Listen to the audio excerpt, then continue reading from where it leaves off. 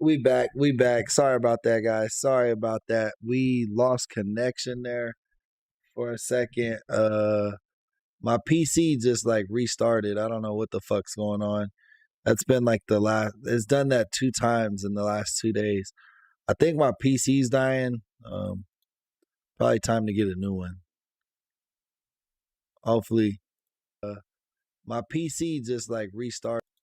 Hopefully we can fundraise a new PC, man, because this shit is getting old. I've had this same PC since like 2020, I want to say. I built it right before COVID, and I've just been trucking along with it ever since. But let's get into a new video.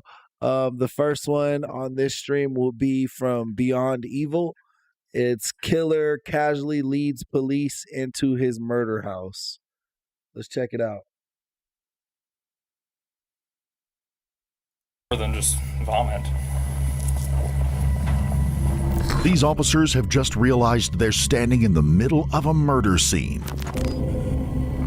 Might want to come over here. We got a pretty significant amount of blood.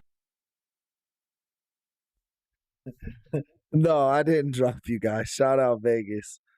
What am I running right now? I think it's what is it? I think I got a 3050 is my card, and then I think I got a Ryzen 5 3600 is the CPU.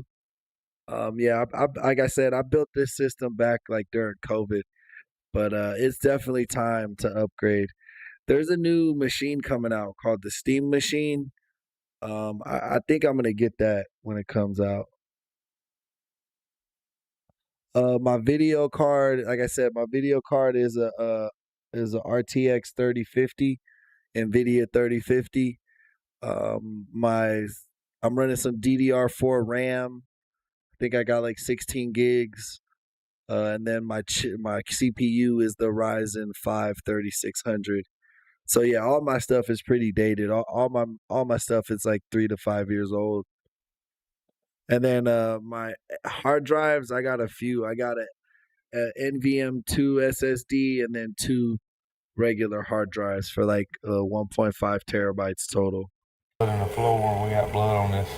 Earlier that day, 21-year-old Aaron Davies was reported missing by his family. In a routine attempt to locate him, officers stopped by the home of his best friend, Brandon Reisner, unaware that they're walking into the... Hey, shout out Connie for re-signing up for membership program this month, man. Thank you, Connie, for the love. Thank you for that. Thank you for helping sponsor today's episode. Chat, show her some love. You know, we love when the members are around and also re-upping their membership. So thank you for that. The aftermath of the most... Are you into computers, Vegas? What type of computer do you have? ...gruesome crime this town has seen in decades. He's running, dispatch.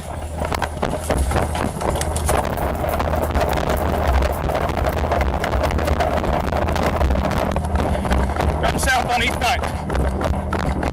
He was having anxiety attacks. He was having thoughts. He was having visions. We brought him home to make him safe. Try to get his medications right. He's saying there's blood in the trunk. Also, part of the autopsy, a portion of the small intestine was missing, and it's believed Bro looks like a fucking cult leader or some shit. that it was removed through this area of dismemberment there. It's unfathomable.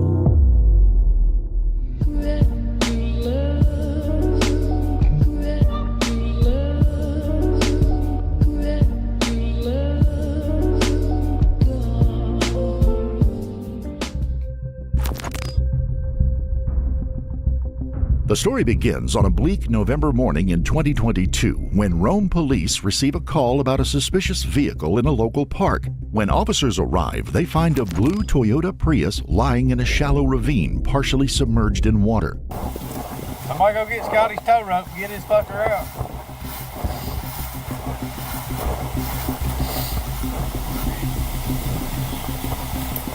At first glance, the car looks empty, but officers won't know for sure until it's towed. In the meantime, a few unsettling details already jump out. The car is in neutral. There are no skid marks on the embankment. It looks to officers like someone deliberately rolled the car into a creek. Yeah, I was just gonna say that. It seemed like somebody did this shit on purpose, not like it was an accident. Crazy thing is, there's nothing. I mean, there was no acceleration. It's almost like it just Rode off in there or something. yeah, didn't go all the way up in park or something. An examination of the car's interior will soon add new and disturbing possibilities. For now, the search of the car's license plates reveal that it belongs to 21-year-old Aaron Davies. With his phone going straight to voicemail, officers contact his father, Randy. Within hours, Aaron's parents have arrived in Rome to help search for their son. Aaron's girlfriend, I think they're in Georgia. It said that the city's called Rome, but I keep thinking of like Italy, Rome. You know what I mean? sitting in the car outside the gunner, but the last No one was in the car. So far, all we got is the cops found a car pulled into a creek, like drove into a creek, and it doesn't look like there was any signs of like accident or trying to stop the car from going into the creek. conversation they had was at 9:57 p.m. on Thursday. That he'd be coming. They've already been discussing that he'd be coming over Friday morning. Okay. And so she texted, and then he never said. He's like, yeah, they were really excited that was gonna happen, and then Where is she at? she's outside. Yo, what up, Floridian? It is in Rome, Georgia. Yes, it is. That is the city and state. No, where? She was in Gadsden. Okay. So that's where he was heading. Is that correct? So, right. So, I mean, he and Brandon have been friends for years, and so this being kind of a midway point, they've used to come up here to hang out before, and then head over there to visit her. Okay. When did he leave? Did he leave y'all's house? Yeah, our house. It was Thursday afternoon at some point. We don't know exactly what. Like maybe around 2:30. Okay. You don't know what Aaron is? No. I'm sorry. I'm still trying to keep the name straight and everything. So you don't know where our son is, right? no. All right now. This officer has just learned that Aaron left home 2 days earlier to visit his girlfriend in Gadsden, Alabama. With Rome halfway between the two towns, he'd planned on spending the night here with his best friend, Brandon Reisner, before continuing on to Gadsden the following morning. Only he never made it. That's hilarious, Floridian. That's hilarious. Hey, what's a 2032? Vegas, you said buy a new 2032. What's that? And then you'll give me one. What? A 2032? Let me know. What you gonna give me, Vegas? I appreciate you, love. Let me know though. I'm a little confused. I'm not the best when it comes to computers and stuff. I know a little bit, little razzle, but not everything. To Gadsden. His girlfriend last heard from him shortly before 11 p.m. the night he arrived at Brandon's 2 days ago. Aaron had been excited to see his girlfriend. His parents can't shake the feeling that something or someone derailed Aaron's journey that night. Initially, he had said that he thought that Aaron left his home sometime in the night. He fell asleep at 10. The next morning, he woke up and didn't hear anything about it. And then later, the story changed to that he'd woke up at 1 in the morning and looked out and saw that Aaron's car was gone and said, "We can see left again around 1, 2 in the morning." That's helpful. So this is what Brandon told you. Aaron's silence is made all the more concerning by the discovery of his vehicle less than 2 miles from Brandon's home. Even more unsettling, Brandon has been messaging on Aaron's behalf, claiming that his phone is dead. And so his girlfriend texted or tried to call Brandon, or tried to call my son Aaron, and wasn't able to get through. And so she texted Brandon, and Brandon. So Brandon's Aaron's homie. He was going to see Brandon, visit Brandon, and then see his girlfriend. And people are able to reach Brandon, but not Aaron. Aaron's the kid who's missing right now, I'm assuming. I think Brandon killed his homie. That's what I think happened. Responded back saying, Aaron's phone must not be working. Even though he's like, I'm right here with Aaron. Oh, we're out walking. Oh, my phone's not working. And she said, so, are you still coming? Is he still coming over today? And he said, he's coming over tomorrow. That's the plan from the beginning.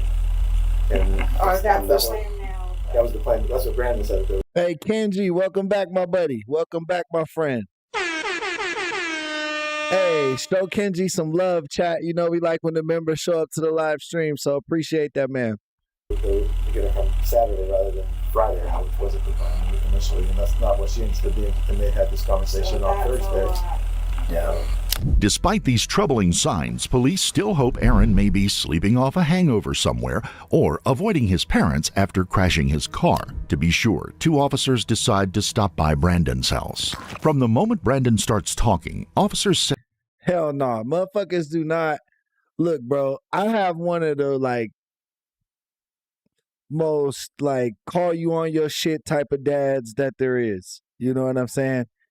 And I remember when he bought me a little used car one time and I ended up crashing it. I was not afraid to tell him I crashed that car. I was sad because I knew that he worked hard to get me that car and he probably wouldn't be able to give me another one. So I was definitely disappointed in myself about that. But yeah, I was just honest. Like, yo, Pops, I crashed the car. Nobody got hurt. No other cars were involved. But the car's done. And then I was thinking he was gonna yell at me or give me shit. But you know what? He didn't. He was just like, man, I'm glad you're safe and nobody got hurt and no one else's property got damaged. You know what I mean? We'll figure out the car thing later. Just get some rest type thing. You know what I mean? And I think that's once I heard my dad come with that, I think I came to the understanding that even the most penny pinching parents do not give a fuck about the material items as long as no one was hurt and that their kid personally is okay, you know? sense that something isn't right, and they believe the answers lie in this house. I'm Officer Gall with the Rome Police Department. We're following up on all this stuff. So I know you already talked with Officer Bethune earlier a little bit and talked with Officer Stallings. Can you walk me through what's going on? Vegas, what type of PC setup do you have? And what's a 2032? You said you got an extra one? Let me know. Just make sure we're the same page. We started drinking around 12 yesterday. Yeah, it's you and Aaron, right? Yeah, me and Aaron. Okay. Anyone else with you guys? And we went to bars sometime in the evening. Came back here. We were driving. And then we started drinking the red wine. He doesn't drink too often, so he had gone upstairs, one of my sisters who everywhere, into the toilet. He was like standing up puking for some reason. And then I went downstairs because he was telling me that he doesn't need any. White guys with the red dyed tips on the hair, this guy's dangerous. This guy's into like some devil shit. I'm telling you. He sacrificed his friend or some weird shit. Help. And I went downstairs, dropped a bottle, cut my pinky, and I went to the urgent care this morning. And yeah, I bandaged it up, took a shower, went to bed. Okay. And then woke up 1 to 2 a.m. around that time, and his car was gone. So how long have you and Aaron been friends? Since like we met when I was in 5th grade. Okay. Then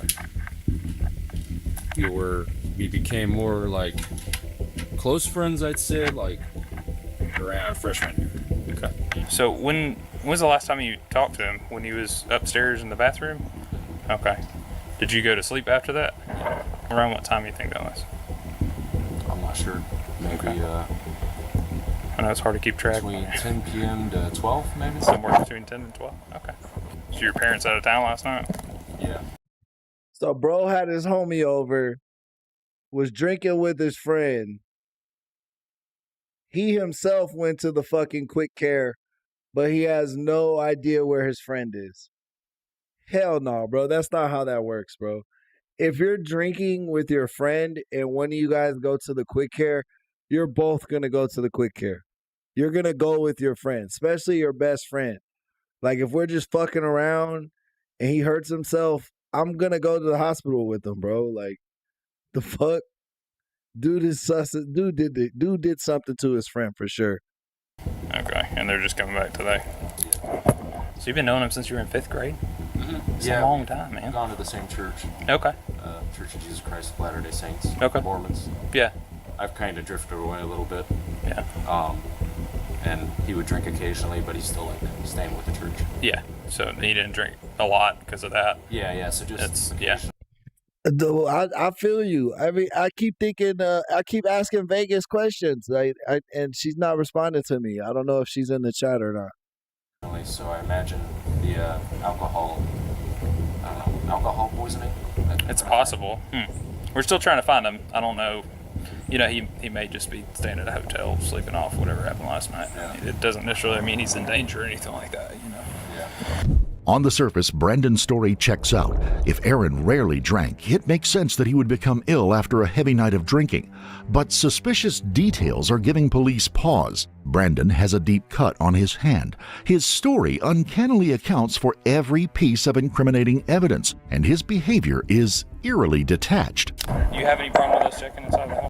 Yeah, I can see you now, Vegas. I was asking what type of computer setup you had, and then what were you referring to when you said a 2032?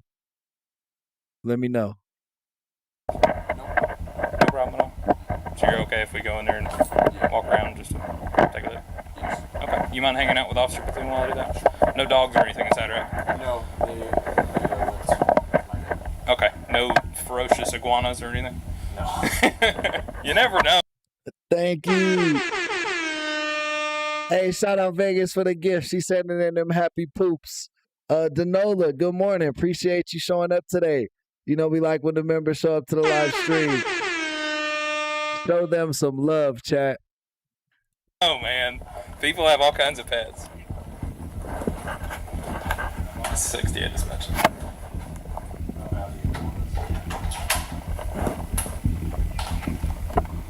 Well, I'll get a consent search of the residence.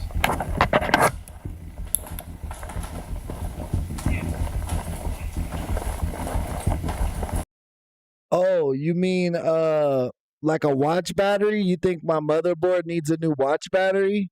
I gotta check that out. I didn't even know there was one on there. I'm just gonna have him walk with me to make sure I don't go somewhere where he doesn't go. It's important.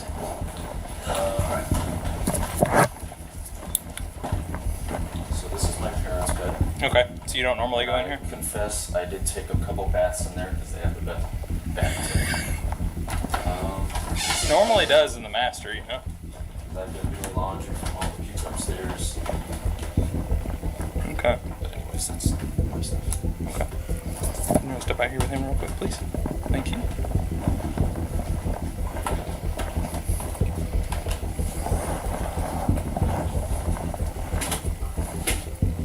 What about this room? That's normally the guest room, but Aaron wanted to sleep upstairs. Okay. He doesn't know it yet, but Brandon's unknowingly sealed his fate. As officers move through the home, a disturbing scene unfolds. A washing machine full of soiled sheets, large quantities of industrial-strength cleaning products, blankets stained with dark brown patches, and the unmistakable smell of bleach. But when they move upstairs, officers will uncover something that stops them cold.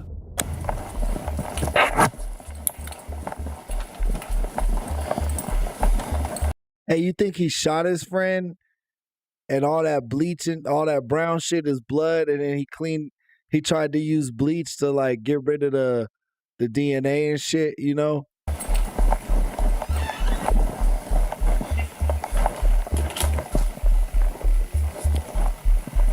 It's not mine.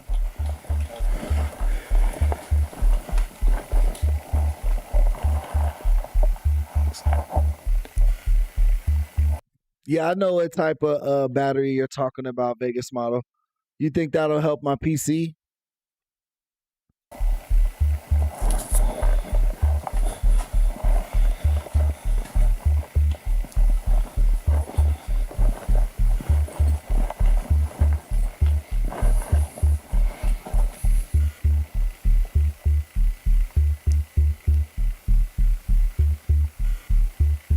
Hey, 09.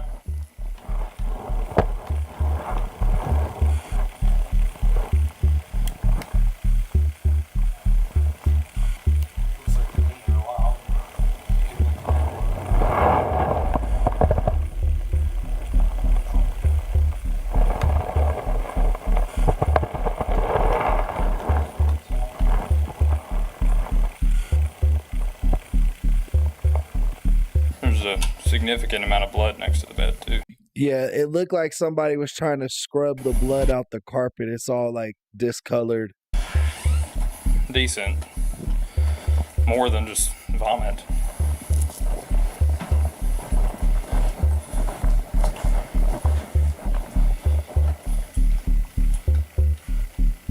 All the way over here.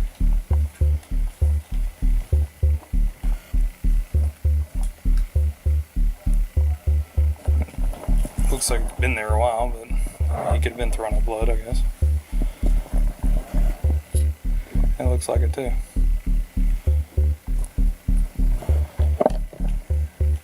See all that?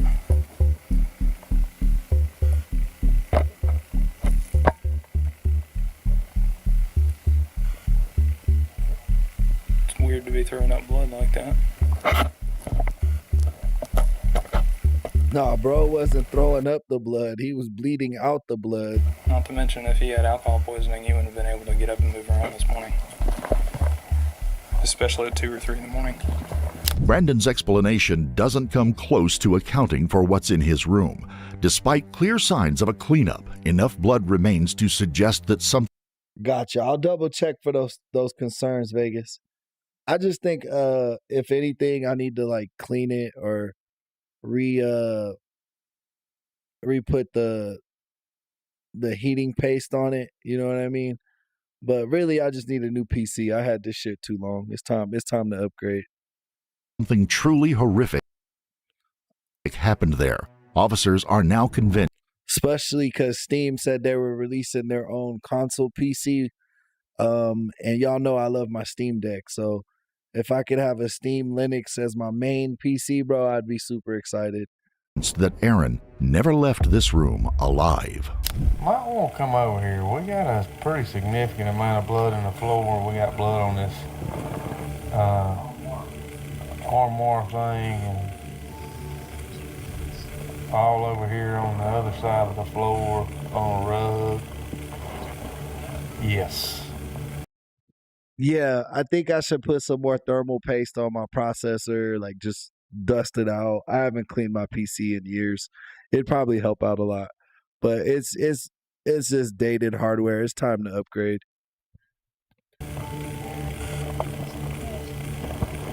Yeah, we're gonna get out of here and just go back outside.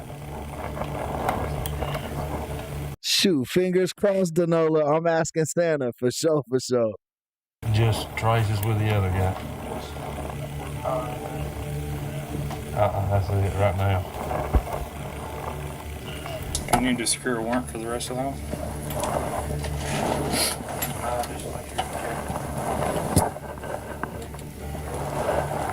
Yep, certainly do that.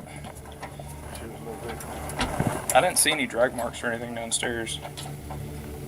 Because if he's not very good at cleaning stuff up, he would have missed that too. We need to get out of here to where we're Yes. Brendan's shaky cover story and attempts to clean up and the extensive blood evidence have just made him a suspect in what is now a homicide investigation. But police are about to make a catastrophic error. There's blood on it. He's running, dispatch.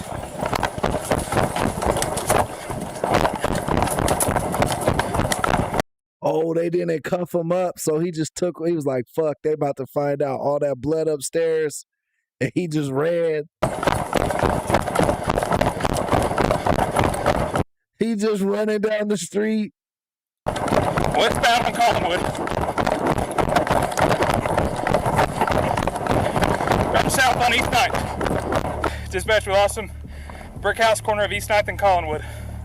Before they can detain him, Brandon has bolted, outrunning 3 officers and vanishing into the neighborhood. With a suspected killer on the loose, officers from multiple units converge on the area. Go up to the house, get in the backyard. Okay. Possible 1043 suspect. I'm with you.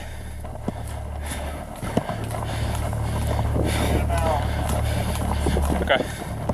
Did you hear any dogs barking that way? Okay. Imagine, bro, like the cop just came around the corner and bro's just like jumping on the trampoline and shit, having fun. He went this way. I know where he went after that. Police contact Brandon's father, Jeremy Reisner. He's already heard about the commotion from a neighbor and is heading back to town. Meanwhile, police will systematically search the neighborhood for any signs of Brandon.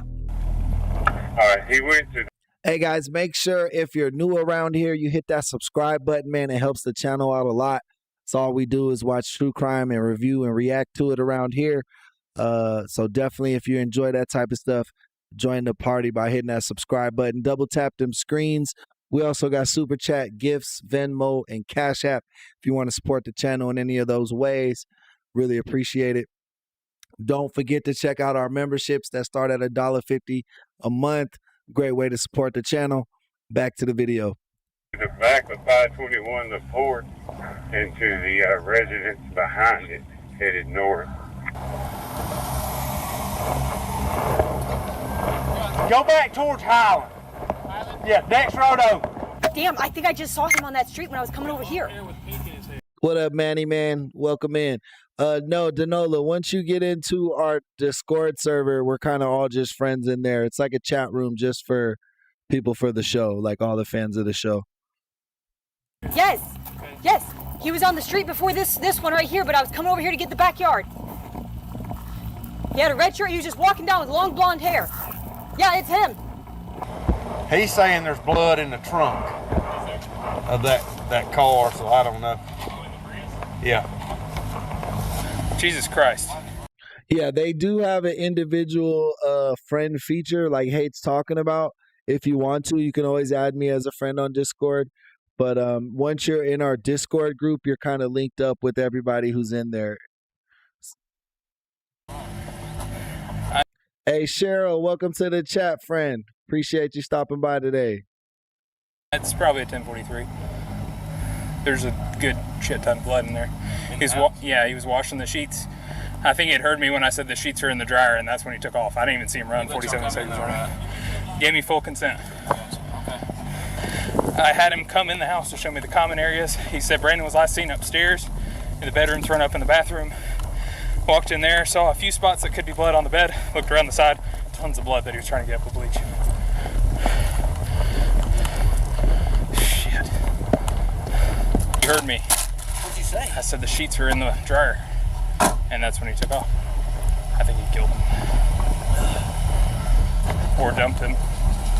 As the search widens, officers dig into Brandon's background. Nothing alarming surfaces until they take a look at his social media.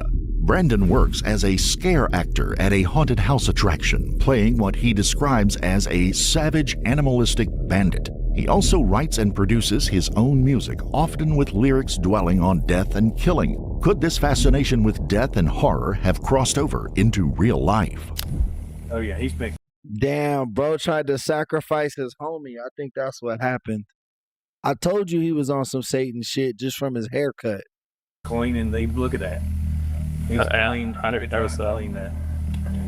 All the way on the back here on this back wall. Perfect lighting photograph that. More blood in the side. Hmm. I want to believe that. I'd love to know that. I would almost guarantee he's floating in the river. Well, it don't fall right there. For over an hour, Rome, Georgia has been locked down as police search for Brandon Reisner. When Jeremy arrives, officers hope he can shed some light on Brandon's whereabouts. Really?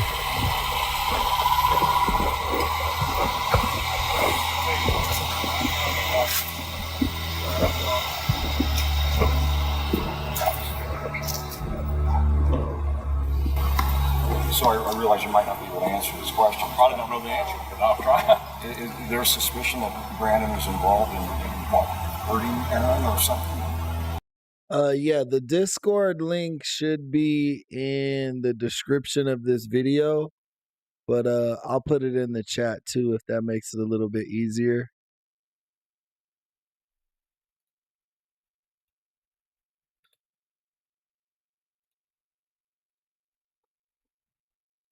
There's suspicion that something happened in the home. Beyond getting drunk and throwing up? Well, we don't know.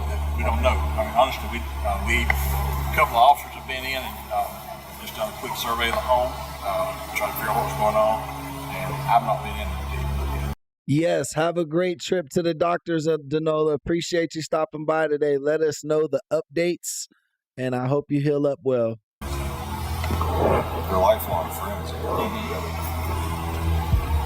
Hopefully that's all it is. Yeah, he called us this morning around 9 to 10 to ask her about the mom upstairs and how to clean that up all. Thank you.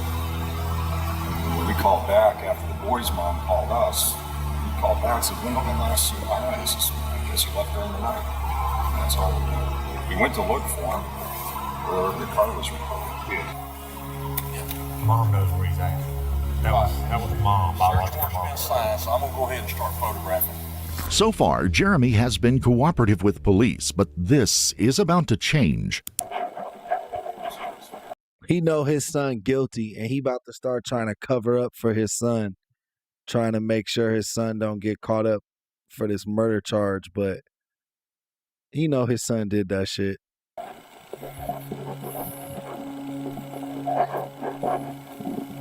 Uh-huh.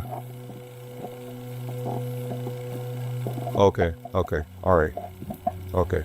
Hey, if you hear from him at all, we just need to know he's alive, you know he's okay. Please reach out to us, okay? He doesn't have his phone. He does not have his phone, so don't bother trying to call him, okay? What's the status? All right, so first of all, I understand you found his cell phone. That's right, and you want to turn that over to us? Maybe. Okay, all right. Yeah. I do. My gut says yes, but at the same time, yeah, I mean, we I don't know. We'll probably need to go through it and see at least maybe where he's been today. Right. His dad got money. He about to lawyer the fuck up. If we can do that. That's crazy, bro. That's your best friend. There is a significant amount of blood in that upstairs bedroom on the carpet. Do you have a warrant that would include the phone? No, we'd have to get one at some point, so we couldn't go into it without that. So I've looked through it, and he's reached out to friends throughout the day, asking if they had heard from Aaron. Okay. Some texts back and forth. He lying. He just making some shit up. If that's what you saw, you would have no problem handing that phone over. Jeremy's reluctance to hand over the phone is raising eyebrows, as is his claim that he found it in the street. An entire team of officers has just canvassed the area and come up empty-handed. So he found the phone, tells us that he found the phone, but doesn't want to give it to us without a search warrant. Because he asked Randy about that, if they needed a warrant to get into the phone. Well, he was telling Randy that there were texts in there about him asking where, if anyone had seen Aaron or anything like that. I wonder if those texts were sent since we've been here, though. How did Dad end up with his phone? He said he found it. I don't know. I wasn't out there when Randy got it from him. Yeah, he said he found it. Where did he find it? He was talking to his wife on the phone. His wife was looking over near St. Mary's and all that. So maybe they met up with their kid. And I don't know. I was just going to say, he met up with his son. His son gave him the phone because he was like, they're going to track you with the phone. So his son called the dad. His dad was like, give me the phone so the police can't find you and you could turn yourself in. I already know. What up, whiskey number 2? He actually left the body somewhere here with a car. I think he's the driver. Unless he went somewhere else to dump the body and then he just wanted to get rid of the car. Just as suspicion is growing that Jeremy is actively blocking the investigation, he makes a shocking announcement. Brandon wants to surrender.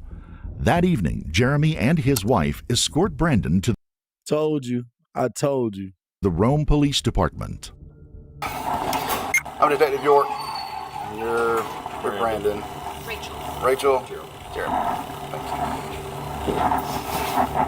And they about to lawyer the fuck up. Watch. Hey guys, if you're new around here, make sure you hit that subscribe button. We're on the road to 10,000 subscribers. If you want to help us out with that, it's absolutely free. Just tap that button, and we thank you in advance.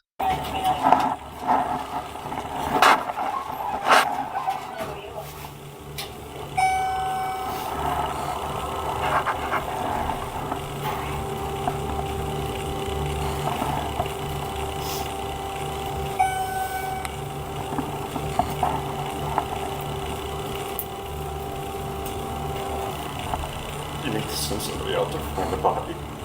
Okay. I'll be back in just a minute, okay? All right. If y'all just have a seat, I'll be right back out with you, okay?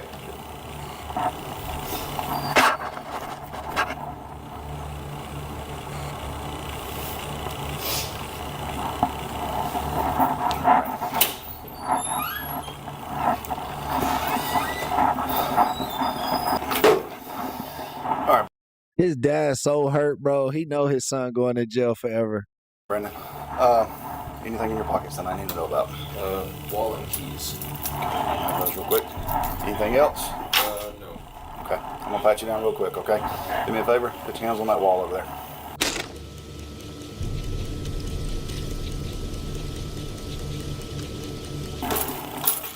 I'm gonna put these right out here on the table, okay? We'll be right back. What police saw as suspicious behavior was, in fact, the anguish of a father over turning his own son over to police, because what Jeremy found on his son's phone confirmed his worst nightmares. Shortly before midnight, the day Aaron arrived, Brendan had begun a search of the internet, including how to clean blood out of a carpet, does Walmart have duct tape, best secluded locations, and how to drain a washing machine. He's also written disturbing song lyrics. He screamed till he choked on his own tongue and blood, and a series of notes describing his thoughts and actions that evening. I got up on the roof and stalked my prey. I saw that he was lying in the bed there. The only emotion I felt was a surprise that I could have done it. At the house, police will also find a to-do list on his cell phone that includes cleaning, showering, and creating a false alibi.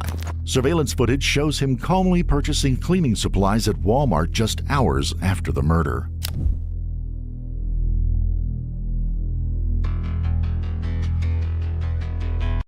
Bro had the whole shit on his phone. So I told you the dad didn't want to give up the phone. All the incriminating shit is always on the cell phones, every time.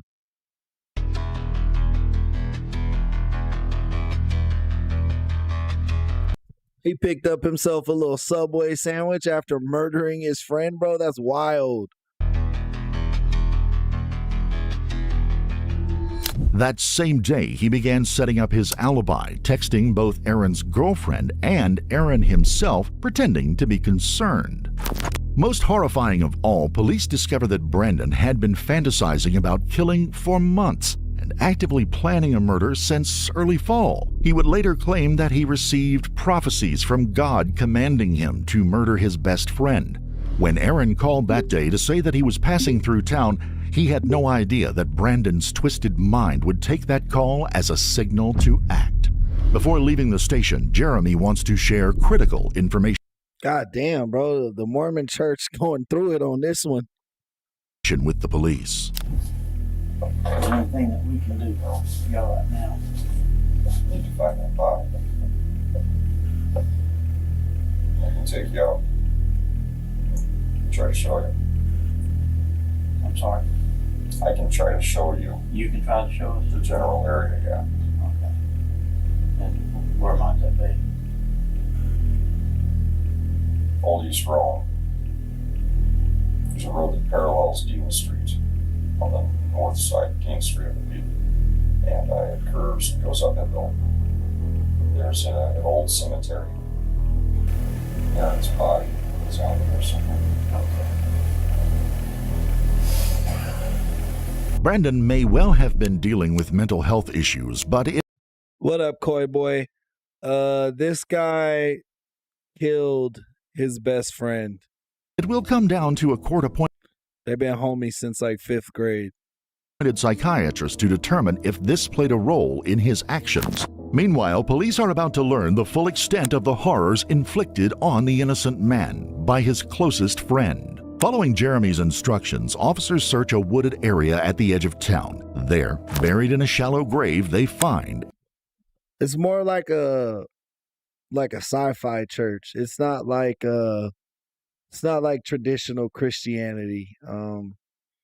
Yeah, it's kind of like its own thing. Hey, it's like an offshoot, like sci-fi Christianity kind of mixed together. Aaron Davies, wrapped in plastic and bound with duct tape. The coroner's report is devastating. Aaron has more than 40 stab wounds to his head, neck, upper arms, and torso. His body shows signs of attempted dismemberment, and a portion of his small intestine is missing. Even more chilling, he has no defensive injuries. Aaron never saw the attack coming. The finding rules out any defense that the murder was the result of a fight that got out of control. Yeah, nah, bro. Dude set his homie up. He was like, let's get fucked up. They got blacked out drunk together. He trusted his friend. Like, you got to think, bro. When you drink with somebody heavy, you got to trust that person because they could not be drinking. And then all of a sudden you're fucking passed out and they could just do shit like this to you. So, you know what I mean? Like, there was no confrontation because this guy was taking like water shots while his friend is fucking thinking they're going on one last binger before, adulthood and shit. And yeah. Aaron was murdered savagely and in cold blood by the childhood friend he trusted. With Brandon in custody, police can finally press him on what they need the most, a confession that will seal his conviction. All right, like I was saying, I'm Detective York. I work here at the Rome PD, of course. Detective York, yep, that's me. Where are you working? I work at Rome Athletic Club.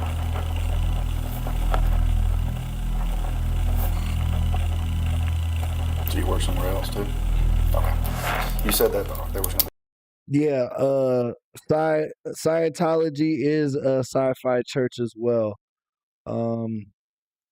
The Church of Latter-day Saints, the Mormons, why I say they're like sci-fi is because I believe that their belief is you can become a god. Like basically they believe Jesus was a normal dude, like a human, and then through his like relationship with the Father, he became a god, and you can do that too. But I don't know. From my studies of the Bible, that's not what I get from the Bible. So that's why I say it's like sci-fi, because they believe that like if you go to heaven, you get your own planet and shit like that. More. So it has some Christianity sprinkled in there, but it's not really like the same story. All right. So I'm going to read you some stuff before we get started, okay? Before you ask any questions, you must understand your rights. You have the right to remain silent. Anything you say can be used against you in court. You have the right to talk to a lawyer for advice before you are asked questions and have him with you during questioning. If you cannot afford a lawyer, one will be appointed for you before any questioning if you wish. If you decide to answer questions now without a lawyer present, you will still have the right to stop answering questions at any time until you talk to a lawyer. Okay? This part right here, this is what you're going to sign to. Yeah, Scientology is a little different. They don't really use the story of Christ in Scientology. They believe that aliens came here and programmed like the cavemen and gave us like basically we were like animals that ran on instinct, and then like some aliens came and gave us souls essentially and programmed us to be the way we are. But one day the aliens will come back and save us. I don't know. It's some shit like that. So you understand your rights. I am willing to make a statement and to answer questions without having a lawyer present at this time. Yeah, I know about like a lot of religions, man. Like I really find religion interesting. So like I do know a little bit about a lot of different religions. I understand and know what I am doing. The above statements of my rights have been read to me. No promises or threats have been made to me, and no present pressure of any kind has been used against me. I understand my rights. I would like a lawyer. You would like a lawyer? Okay. Brandon has shut down the interrogation before the officers can get a single word out of him. But they don't need him to. They already have more than enough evidence.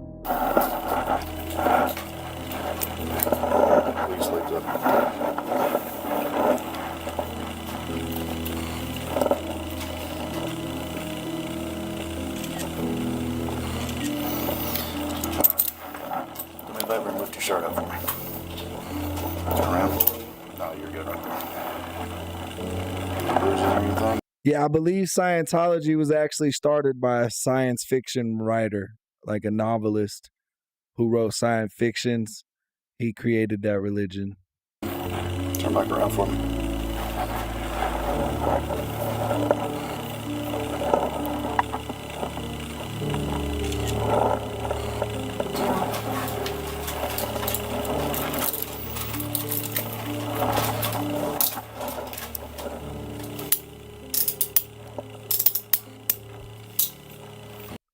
What do they need to say, Connie? I'm sorry. What do more people need to say? Yeah, it's a real thing, bro. It's really out here taking people money. All right, Brandon. I told you earlier you were being held for the obstruction from where you ran from the officers earlier. Now you're going to be charged with murder, aggravated assault, the obstruction, and hindering the investigation of murder. He is charged with murder and a string of related offenses. A state psychiatrist deems Brandon competent to stand trial. Damn, Brandon put on hella weight in jail. He pleads guilty to malice murder, felony murder, assault, concealing a death, and abusing a corpse. In court, prosecutors reveal the full sequence of horrifying events from that night. After a night of drinking and karaoke, Aaron had gone to bed in an upstairs bedroom. Sometime before midnight, Brandon took a knife, climbed onto the roof, and entered through a window before stabbing his friend more than 40 times where he lay. He then tried to dismember his body in the shower, wrapped it in plastic, placed it in a suitcase, and dumped it in the woods. With his friend safely disposed of, he set about erasing the evidence of the monstrous deed, including dumping Aaron's car in the creek. During his trial, Aaron's girlfriend and mother spoke through tears. Aaron Davis was and is the love of my life. I will never be the same for having known him. He loved me and I loved him. I could tell you 100 love stories and it would not do justice to how wonderful he was. No one has ever understood me quite like he did.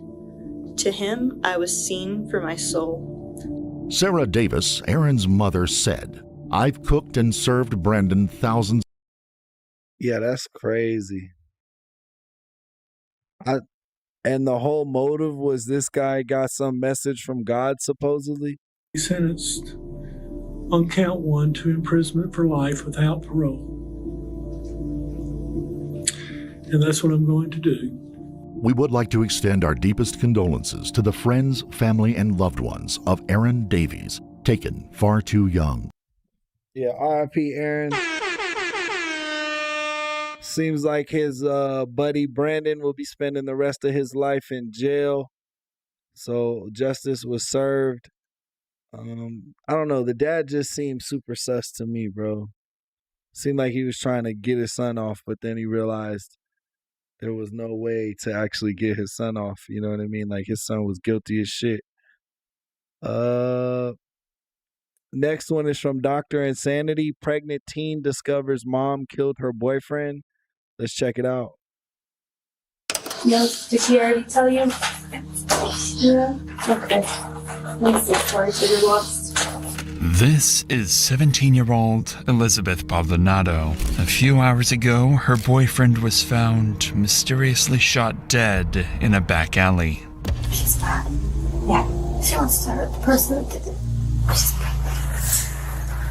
Tragically, Elizabeth is also pregnant with their child. Her mother, Ortiz Chavez, is trying to comfort her daughter. That's wild. The mom's sitting there trying to comfort and talk to the police, and she's the suspect. She's the one that did this shit.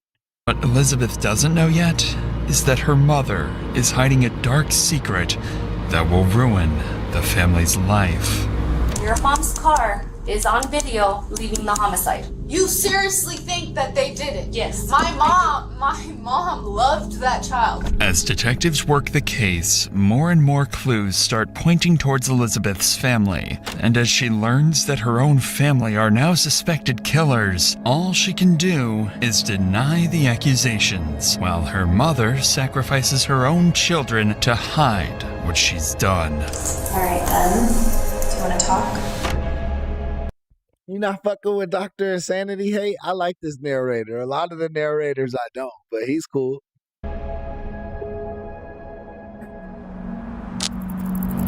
It's a quiet Friday morning in downtown Albuquerque. A 16-year-old boy walks alone through a back alley on his way to work, unaware that a killer is waiting for him inside one of the parked cars. Then, a single gunshot rings out, striking the teenager in the head and killing him instantly, while the shooter disappears from the scene.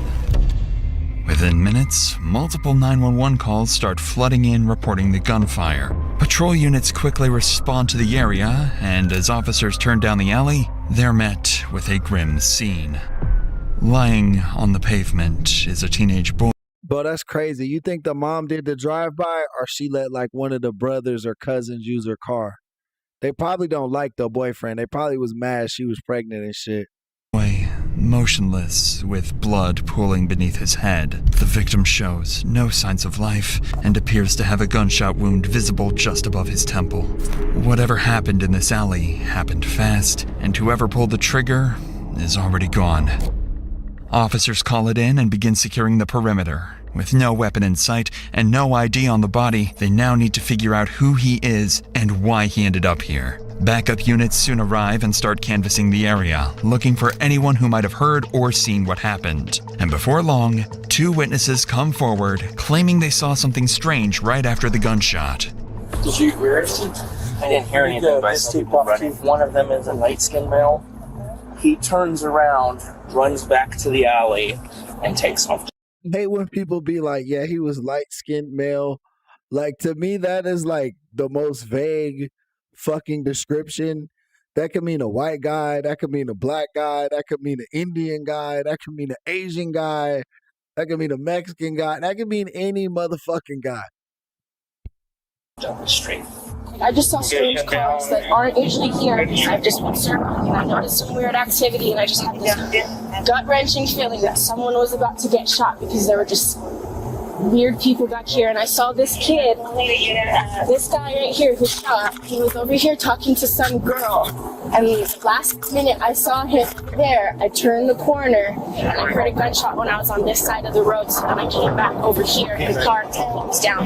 You heard one shot? Just one. According to witnesses, a single gunshot was fired, followed by a group of teenagers scrambling in every direction. One of them was seen jumping into a car with a girl before speeding away. The information is vague, but it gives police a starting point. Detectives soon arrive at the scene and launch a formal homicide investigation. While examining the body, they notice something odd about the victim. He's still wearing an apron, the kind used by restaurant staff, suggesting he might have worked nearby. That small detail sends them straight across the street to the only restaurant in sight, Lindy's Diner. Inside, the owners immediately recognize the victim. His name is Josue J. Ruiz, 16 years old, a dishwasher who'd only started a few weeks earlier. They tell police Jay's grandfather is a regular customer, and officers are able to call him and ask him to come down to the scene. When Jay's grandfather arrives, detectives have to break the tragic news to him. But what he tells them about Jay's life will start to hint at darker things he may have been involved in. So I don't know if anybody's told you this, and I was trying to see if you were obviously Josue. Is that how you say it? Yeah. Josue's passed away. So that's what we're here for. Is we're here to try to figure out what happened and try to do the best we can by Josue. Alrighty. He's your grandson, is that correct? Okay. He was involved with something, but I could never get the truth from him.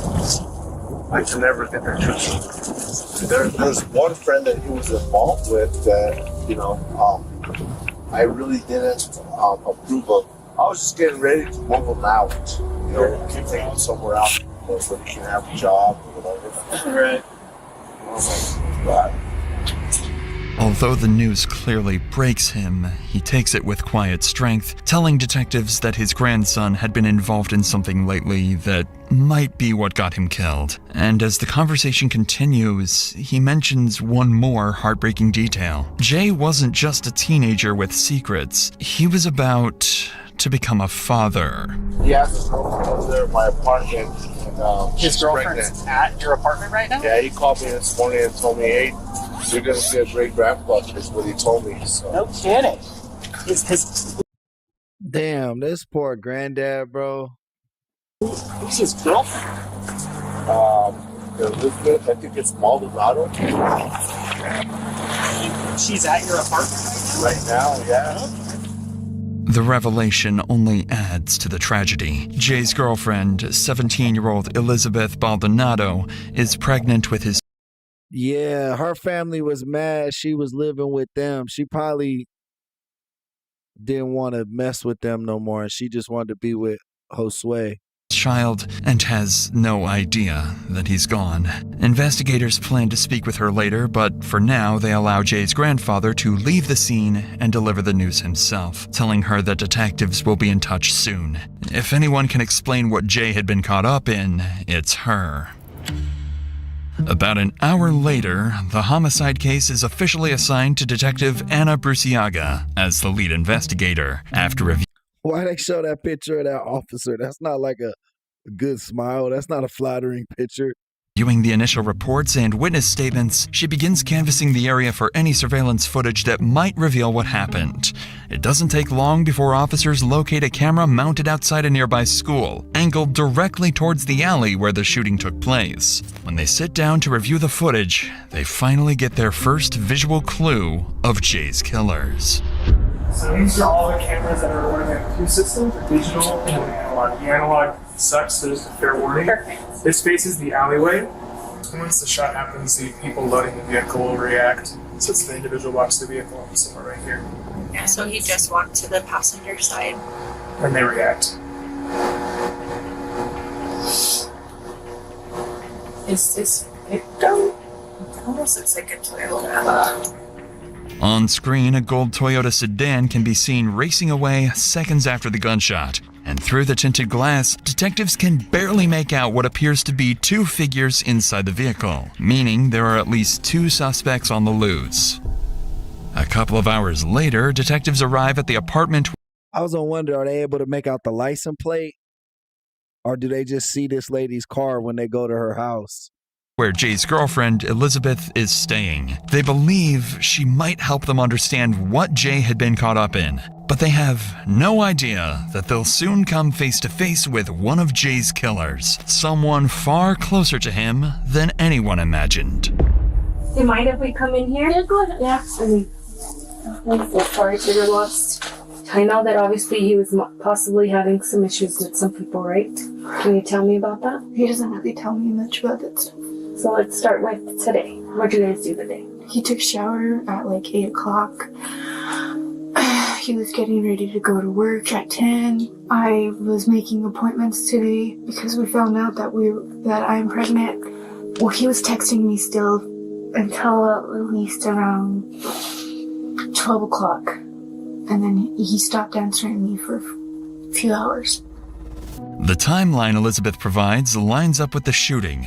Around 11:20 a.m. is when Jay stopped responding to her messages, the same time investigators believe he was killed. Beyond that, Elizabeth doesn't offer much, saying Jay often kept to himself and never told her what he was doing. To detectives, it sounds like Jay might have gotten himself involved in something he didn't want anyone else to know about. Maybe a deal that went wrong or a confrontation that escalated.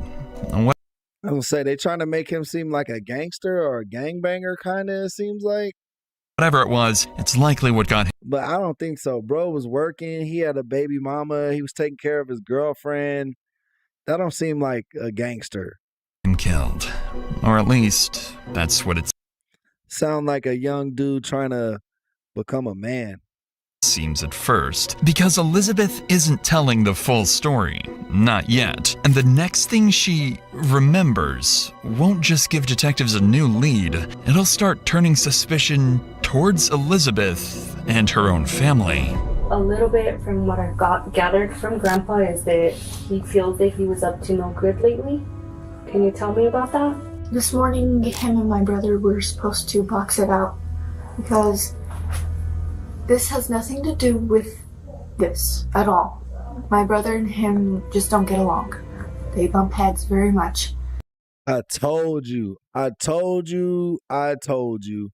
Her mom sent the brother to do this shit because she moved out, she's pregnant, and the mom don't fuck with the boyfriend.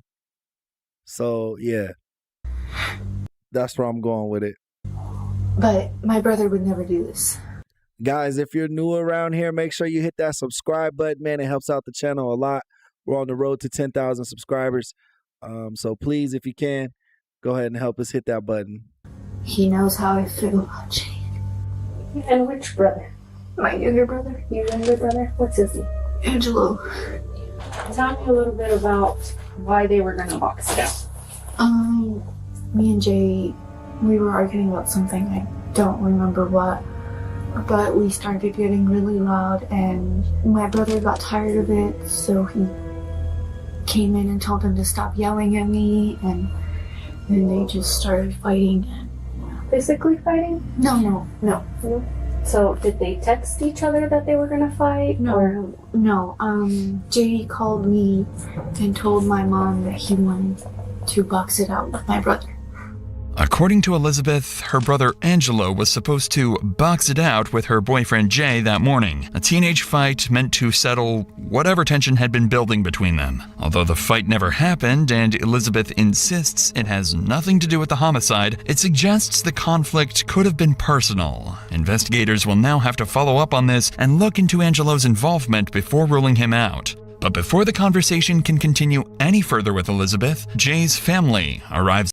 Hey, Tara, thank you. Thank you for the flowers, love. I'm going to smell these flowers. They're super fresh. Appreciate you.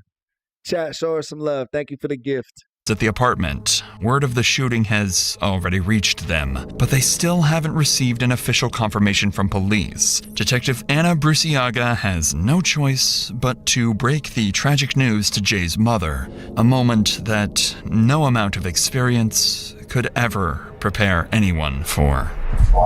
Can you tell us what's going on? Yeah, absolutely. First and foremost, I'm sorry for your loss. Okay. Right now, Yeah, Raven, it's looking like her brother. I think her brother and her mom set this shit up. Because that was her mom's car, they said on the intro. don't have Welcome to the chat, Raven. much other than officers were dispatched to the alleyway in reference to who said people did. Okay. What happened? No, that's why so we just got called out. That's why I'm trying to interview as many people as I can. That's why I headed here first, and then I was headed your way because I do have some questions. But as of right now, I don't. Okay. I really.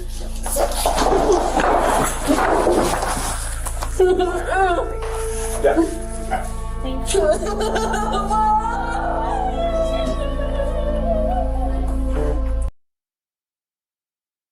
Called out.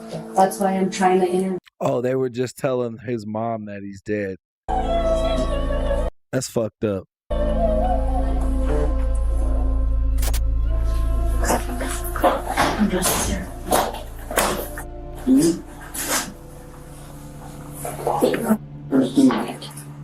With the devastating news delivered, Detective Anna Bruciaga tries to gather any insight from Jay's family, but they don't seem to have any. Even his mother can't imagine who would want to hurt him, leaving detectives with no clear leads or motives to work with. As investigators collect Jay's phone and prepare to leave, another woman walks into the apartment. I don't know, bro. It's pretty clear that his girlfriend's family has something to do with this shit.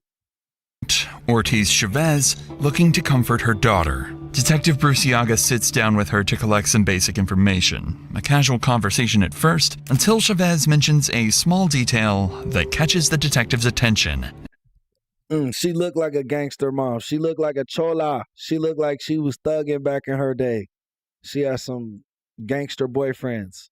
And quietly and gangster sons. Puts her on the radar. What kind of car do you drive?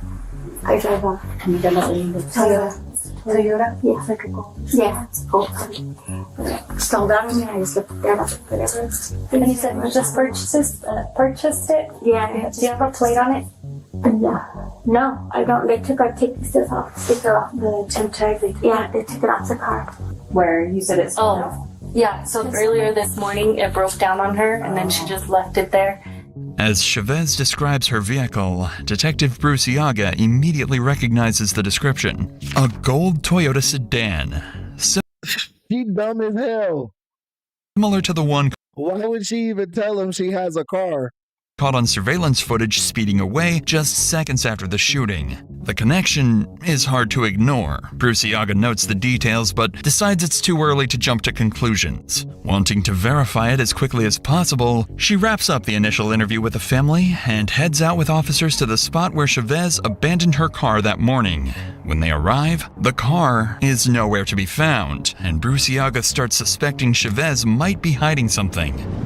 About 40 minutes later, investigators return to the apartment to interview Chavez privately. And that's when things start. Yeah, when that car wasn't there, you know they put that shit somewhere trying to like hide it. Dispose of the evidence. To get interesting. By now. Right, hey, that's what I was thinking, bro. Like, this lady is dumb as shit. Or she don't know her kids, what her kids did with the car. But I'm going to go with the first one because the fact that the car's missing now lets me know that she knew what was done with that car. It's only been a few hours since Jay was killed, and most detectives would still be collecting statements, but Bruciaga's instincts tell her there's no time to waste. So she sits down with Chavez and makes a bold accusation. So here's the thing, okay? So I believe your car was used in today's homicide. Okay? You're lying to me. No, I am not. So you stole my car? That's why I'm talking to you. Okay, so if you don't tell me who had your car, I don't know. It's your car. I left my car at the side of the road. Okay. I didn't lend my car to nobody. Detective Bruciaga is quick to connect the dots, suspecting that it's Chavez's car that was speeding away. She gonna try to say my car stalled out, I left, and my kids must have grabbed my car randomly and went and did this. But Chavez claims she abandoned it and it must have been stolen. However, the detective is about to take things one step further, because if Chavez's car was used in the murder, the next logical question is who was behind the wheel? And with what Elizabeth revealed about the planned fight that morning, there's only one name that fits. Chavez. The mom. The mom drove her brother to the fight, or is the brother driving? Because there's two people in the car. Son, Angelo. So what I'm getting at is that what are the odds that your son and his friends have a problem with Jay, and Jay is now dead, and people are telling me it's your car on scene. She is the terrible actress. She trying to have like a confused look on her face. That shit is not working.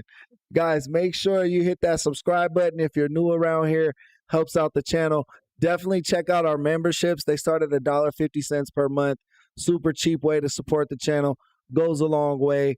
Also, we got Snapchat. We got Cash App, Venmo, and you can always super chat the channel as well. Thank you guys for all your support. Back to the video. But my son said he wouldn't never to fun, and I was with them today. Okay. So you were with them all day? Yes. My son had an interview at 9 o'clock, and we were over at the Whataburger over there, Cottonwood or whatever. You drop them off? No, I didn't leave the Whataburger. Okay, so you waited for him to be done. Yes, and we went back together to my house. Okay, then you guys go back to the house. Mm-hmm. Okay. And he stayed there, and I left with myself, the car, to go see Elizabeth. Chavez's morning timeline only reinforces the detective's suspicions. If she really abandoned her car around 10:30 that morning and it suddenly vanished, then there's a very high chance it's the same gold Toyota caught on CCTV later when Jay was shot. Witnesses also reported seeing a young male and female inside the car. And with Chavez having both a teenage son, Angelo, and a daughter, Elizabeth, things are starting to look very suspicious for her family.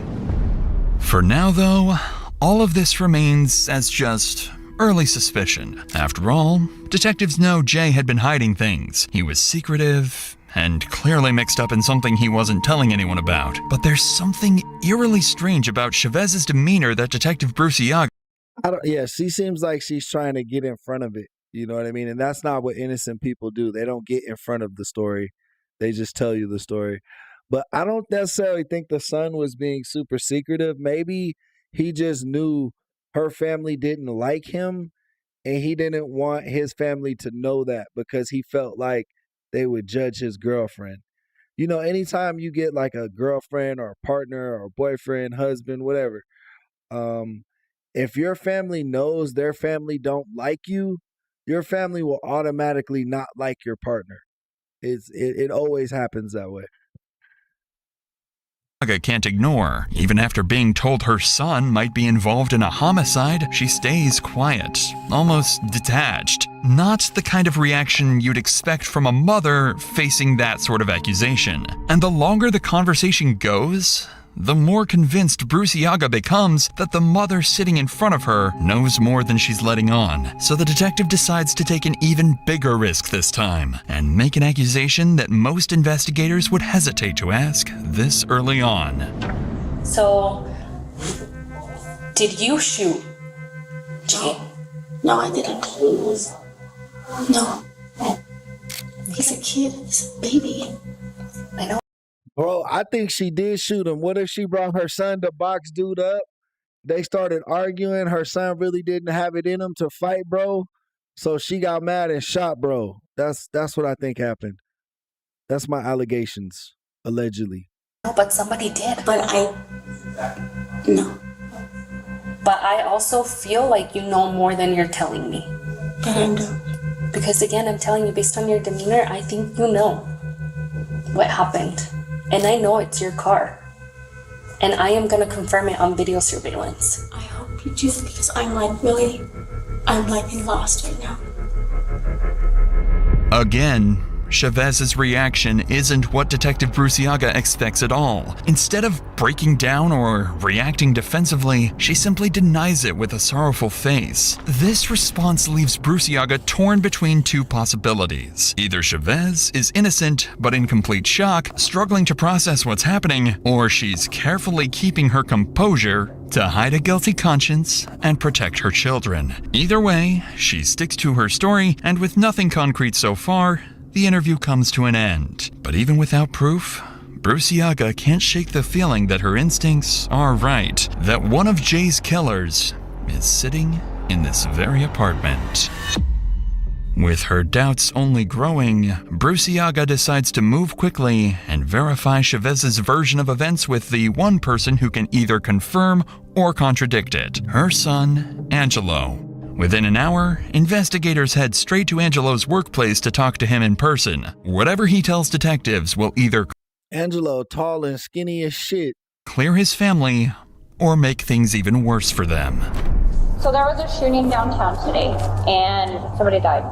So I know that you knew him. I think he was actually somebody that you knew because he was dating your sister. Talking about Jay? Mm-hmm. Yeah. Is he alive? No, he's not. He's dead. So I just wanted to find out from you just a little bit. Can you tell his grandpa? You talked to his grandpa, right? Yeah. Can you tell his grandpa I'm so sorry? Okay, yeah, for sure. So explain to me what this whole, your mom and your sister explained, this beef between you and Jay. So explain that. We had a problem with me and my sister.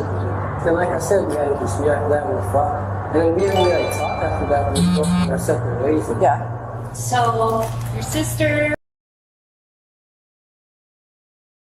Hey, thank you for the sub. Appreciate the love. So they're saying that the sister and the mom saying that they didn't fight, but now dude is saying they did fight.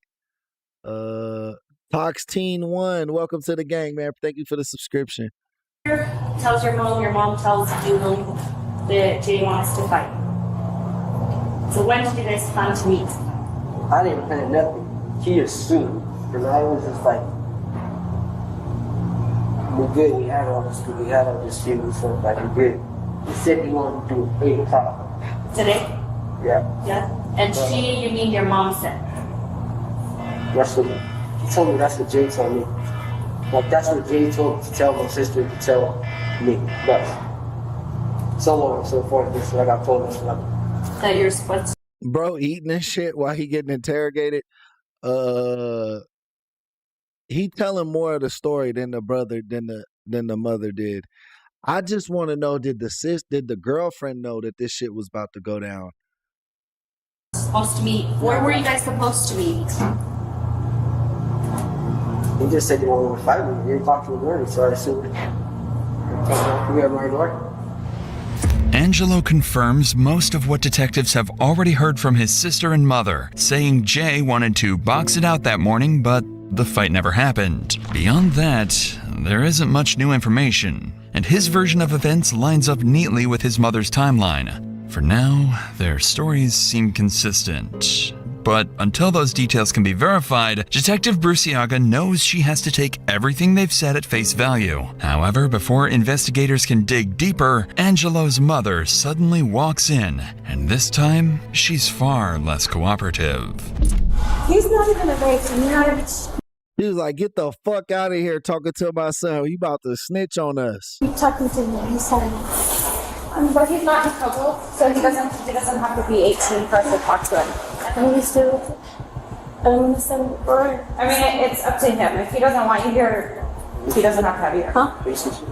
Yeah, my sister went and the bar's here. I had to have him go pick up. Talk to my sister. So there is one thing that we are gonna need, just like you told with your sister, we didn't get your phone. So we're gonna secure it. We're gonna do a warrant. I need it. I don't have a phone. But your daughter's up to investigation, like I explained to you earlier, Elizabeth. I'm taking your phone. You're not getting it back until. I was about to say, y'all not finna let him go talk to. I wouldn't let him talk to nobody. His mom, his sister, nothing. It seems like this family might have had something to do with this young man being shot. Done with it? I mean, strongly. But as soon as I'm done with it, I will give it back to you. Do you want me to take you to go find where your car was left? Because we've been all over there. We can't find it anywhere. Well, I'm gonna go shortly, but I want to make sure that my kids get my family get home. And right now, my biggest concern is I just want to go home. What's your biggest concern? I want to go home. No, you absolutely go home. Despite investigators' attempts to convince her otherwise, Chavez insists on taking Angelo home. Even if her intentions are innocent, this sudden change in behavior doesn't help their case at all. If anything, it makes it look like an attempt to shield her son from further questioning. With the interview shut down, officers seize the family's phones, hoping digital evidence might reveal what they're not. Thank you, Gray Eye Smith. Appreciate the like, man. Hey, yeah, this family seems like, I don't know. The only one that I'm not sure is involved is the daughter. I hope not. I hope she didn't have her own baby daddy killed. Not saying out loud. Back at the police station, detectives spend the next couple of weeks combing through statements, surveillance footage, and phone data. What they find begins to reshape the entire case. Among the first discoveries are text messages showing that Chavez was directly involved in arranging the so-called boxing match between her son Angelo and her daughter's boyfriend Jay. In one exchange, Elizabeth texts Jay saying that Mom says they'll be there at 8. Other messages suggest there may have been a gun involved. In one text, Elizabeth writes, "I'll be there too because I don't want anything like they pull a gun out." Investigators also uncover signs that Jay and Elizabeth's relationship was deteriorating, with both of them Oh shit, so Elizabeth was there, bro. And then she had the nerve to go back and just chill at the granddad's apartment. talking about breaking up. In one message, Jay tells her directly, "I'll talk to you when it comes to the baby, but I ain't doing this with you anymore." But even more alarming were the contradictions in the family's statements. Elizabeth told detectives her boyfriend didn't leave the house until 10 that morning. Yet, Jay's phone shows him texting others about Angelo not showing up as early as 8 o'clock. In one of those messages, Jay texts a friend. "They didn't show. 8 o'clock, the mom said, and it's 9. Man, her family's a bunch of assholes, I swear." Additionally, detectives uncover another name that hadn't come up before. Elizabeth's older brother, Gilbert. In his messages, Gilbert expresses anger towards Jay and even makes promises of retaliation. By the end of the review, Detective Bruciaga becomes convinced that the entire family might be involved in planning what happened that day.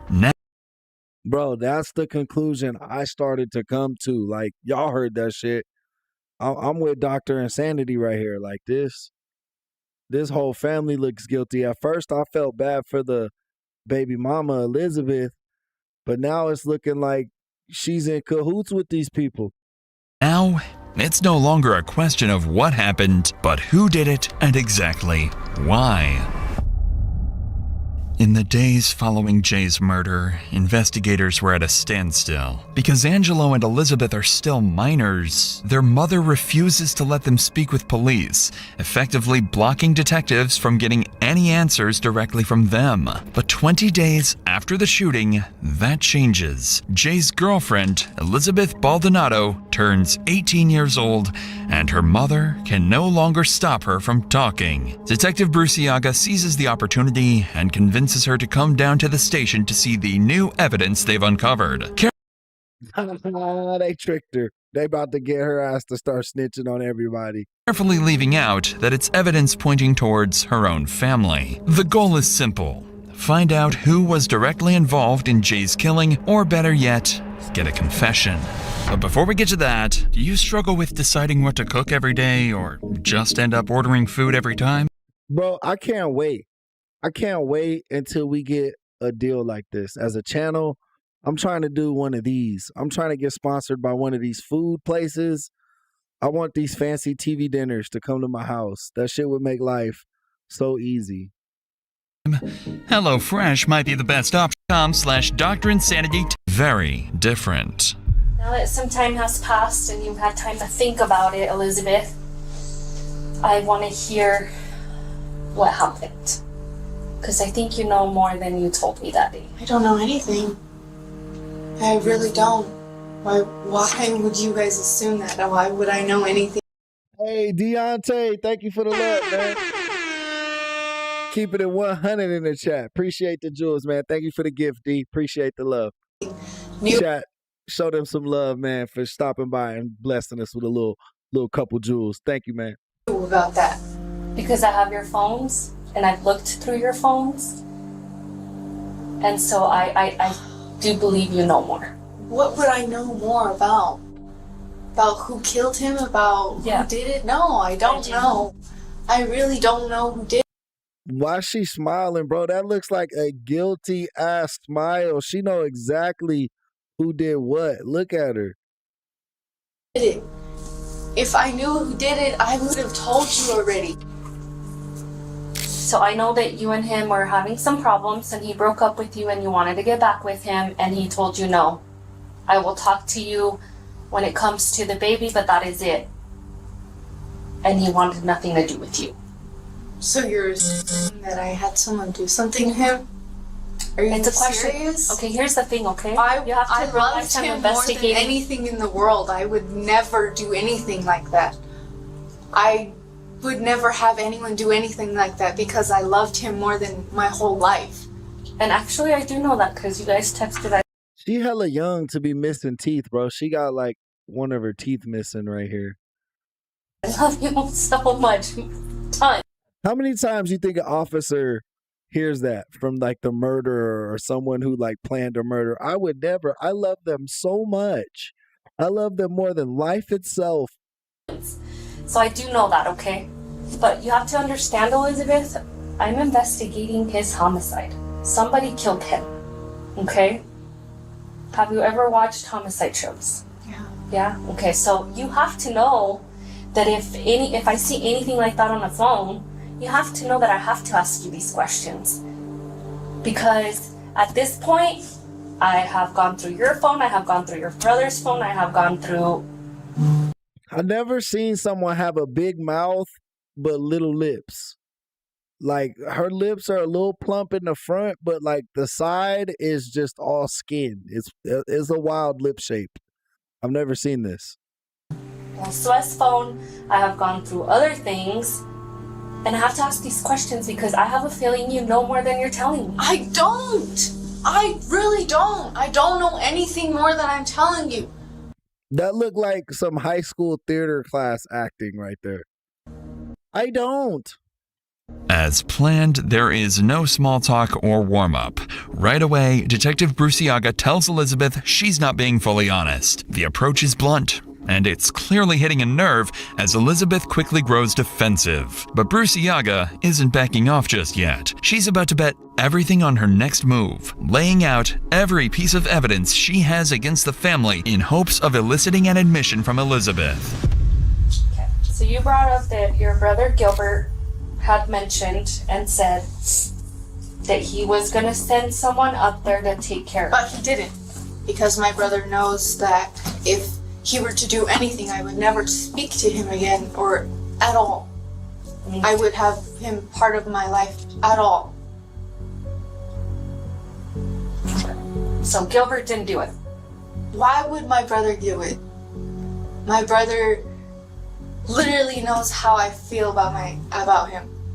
So I'm pretty sure you've been in the household and have heard I wasn't hating on the DUI chick. I was cool with her. conversations. Correct? Heard what? Anything. Anything that talks about. They do not talk about anything. Okay, so where's your mom's car? I don't know. You're seriously assuming that one of my family members did it? Because the car is missing. She literally filed a report that her car was missing that night. Okay, so you say you love Josue, right? And he's the love of your life. So why are you covering for your mom and your brother? I'm not covering for anybody. Are you fucking serious? You seriously think that they did it? Yes. My mom loved that child too. Okay, maybe not your mom, but what if what if I told you that your mom's car is on video leaving the homicide? What if I told you that? You know how many Toyota Camrys that are gold live in the city? But what are the odds that your brother and Josue were My supposed brother to meet was at home. My brother was at home with his girlfriend. They were literally sleeping until he had to go to work. It's clear that Elizabeth has reached her break. When young people be lying, they love to say literally. That's like the biggest trigger I've noticed is like when young people lie, they will spam literally after every sentence. Point. Every accusation towards her family is pushing her closer to the edge. Most investigators would pull back here, take a break, try to de-escalate, but not Detective Bruciaga. Instead, she decides to take a bigger risk, one that's bold but calculated. Rather than fighting Elizabeth's denials, she will lean into them, even agreeing that she's only trying to protect her family. In doing so, Bruciaga wants to make Elizabeth feel safe enough to talk and reveal what she's really hiding. It's a delicate psychological play, one that could end the interview entirely or solve the case right here and now. But I'm gonna tell you right now that your mom said she drove Angelo to his interview. Guess what? Angelo said he... Hey, that's cool, Gray Eyes. You know, I used to love some deaf poetry jam, man. I always wanted to do deaf poetry. I thought I wanted to do that, man. I wanted to go on HBO and do deaf poetry jam, deaf comedy jam, all those shows. But yeah, definitely like open mic platforms, man. That's cool you do that. He borrowed the car from your mom and he drove himself to the interview. So obviously somebody's lying, and I kind of understand that you don't want to see. No, you don't. They don't. They did not do it. Because you are literally looking in the wrong place. You're just trying to blame somebody just so that you can get someone for the crime. I know they didn't do it because Well, I don't know for sure, but I know they wouldn't have done something like that. They know how much that would crush me, and literally they have seen how much I have died these past 2 weeks. Okay, and I'm not telling you. I'm not telling you if I find out your brother. I'm telling you when I gather up all my evidence and I arrest your brother, I hope that you didn't know more. You guys can think however you like. My family did not do it. Elizabeth, you can't get out without us. I was about to say, is she allowed to just get up and leave, bro? Like, I don't think that's how it works. Letting you out there.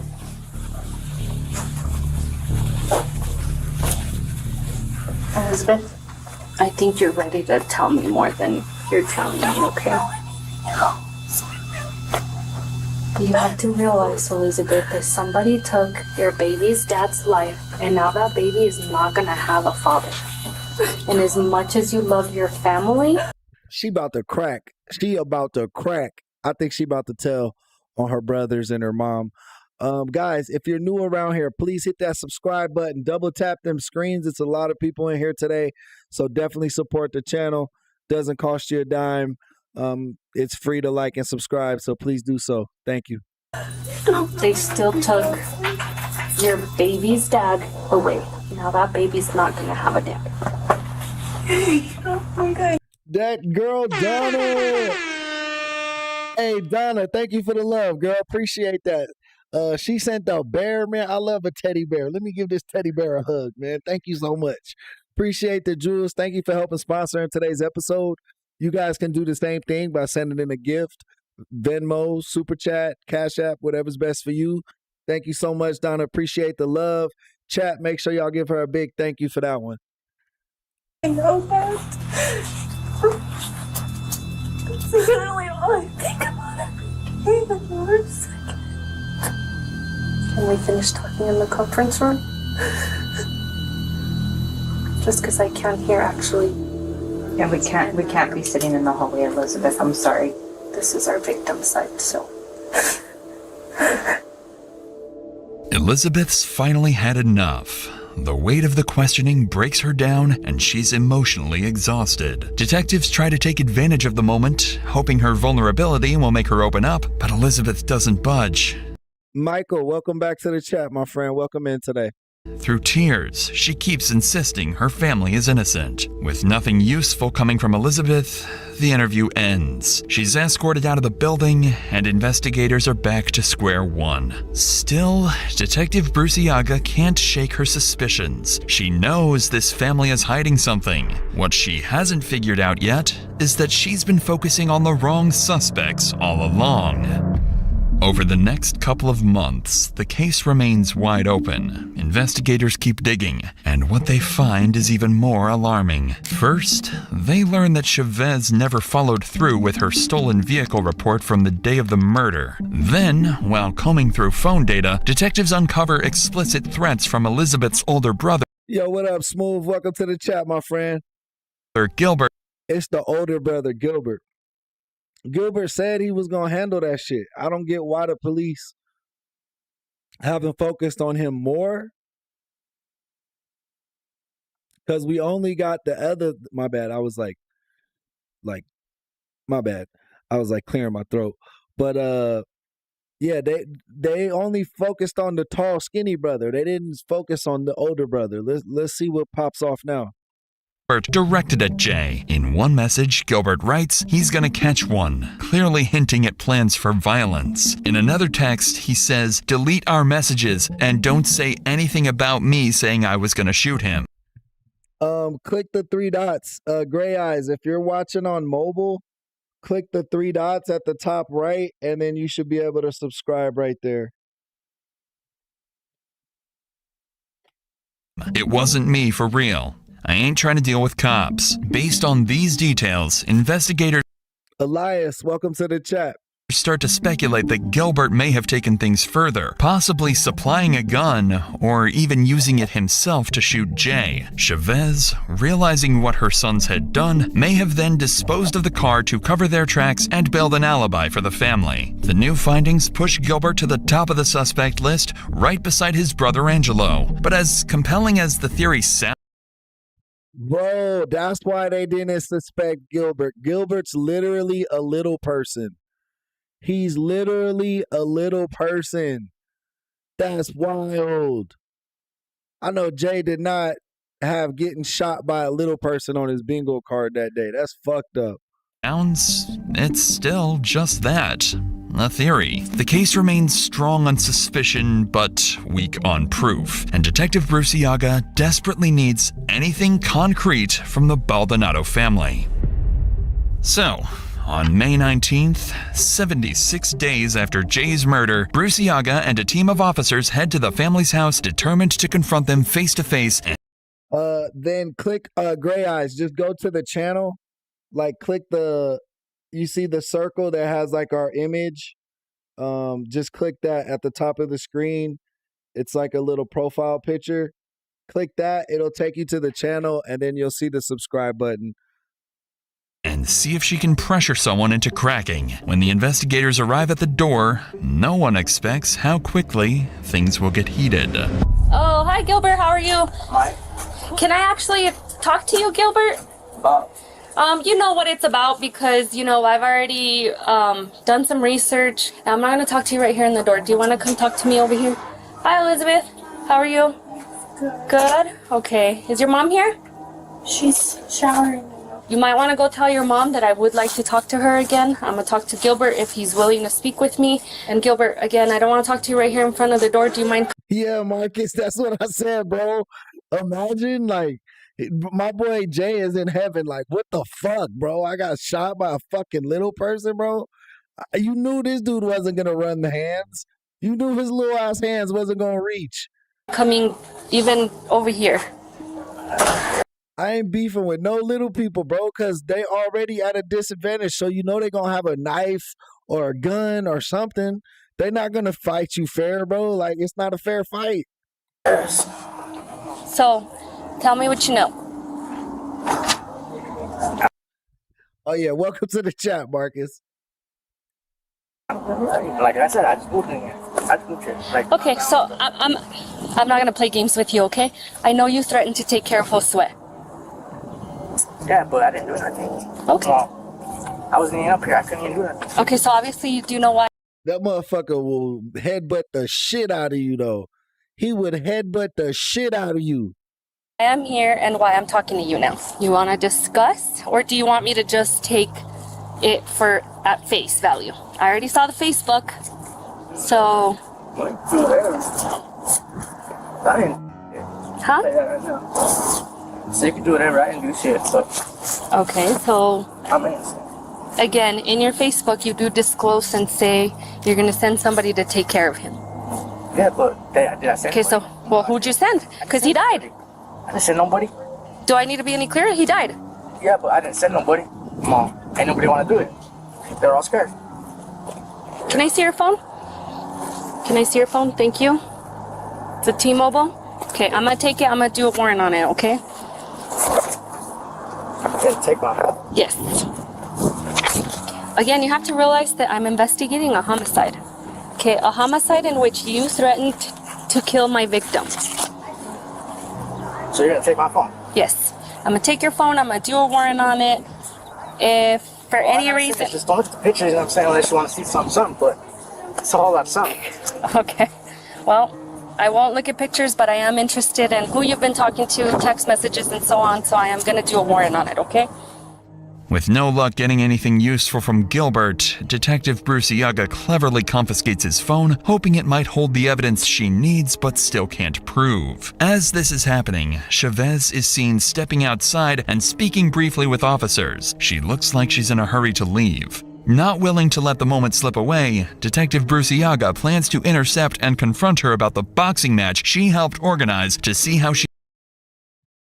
You is not bringing your little ass son out there to box nobody, bro. Hey, why one of her sons like 3 feet tall and the other son is like 6'5", bro? That shit crazy. He reacts when cornered. This time, however, Chavez isn't the same calm, collected woman from before. What Bruciaga gets instead is a very... Hey, Zach, thank you for the subscription, man. Appreciate the love. Show him some love, chat. Thank you, Zach. different side of her. I love you. I want to go back to the house. Can I talk to you really fast? I have to catch the bus, so, I mean, you got 5 minutes of my time. Okay. And that's it. Thank you, Gilbert. Thank you for speaking with me. Have a good day. Be safe. We'll check in with you before we leave. Talk to us again. Hi, Elizabeth. I know you're gonna be quick and all, but so you know why I'm here, okay? I don't gotta repeat myself.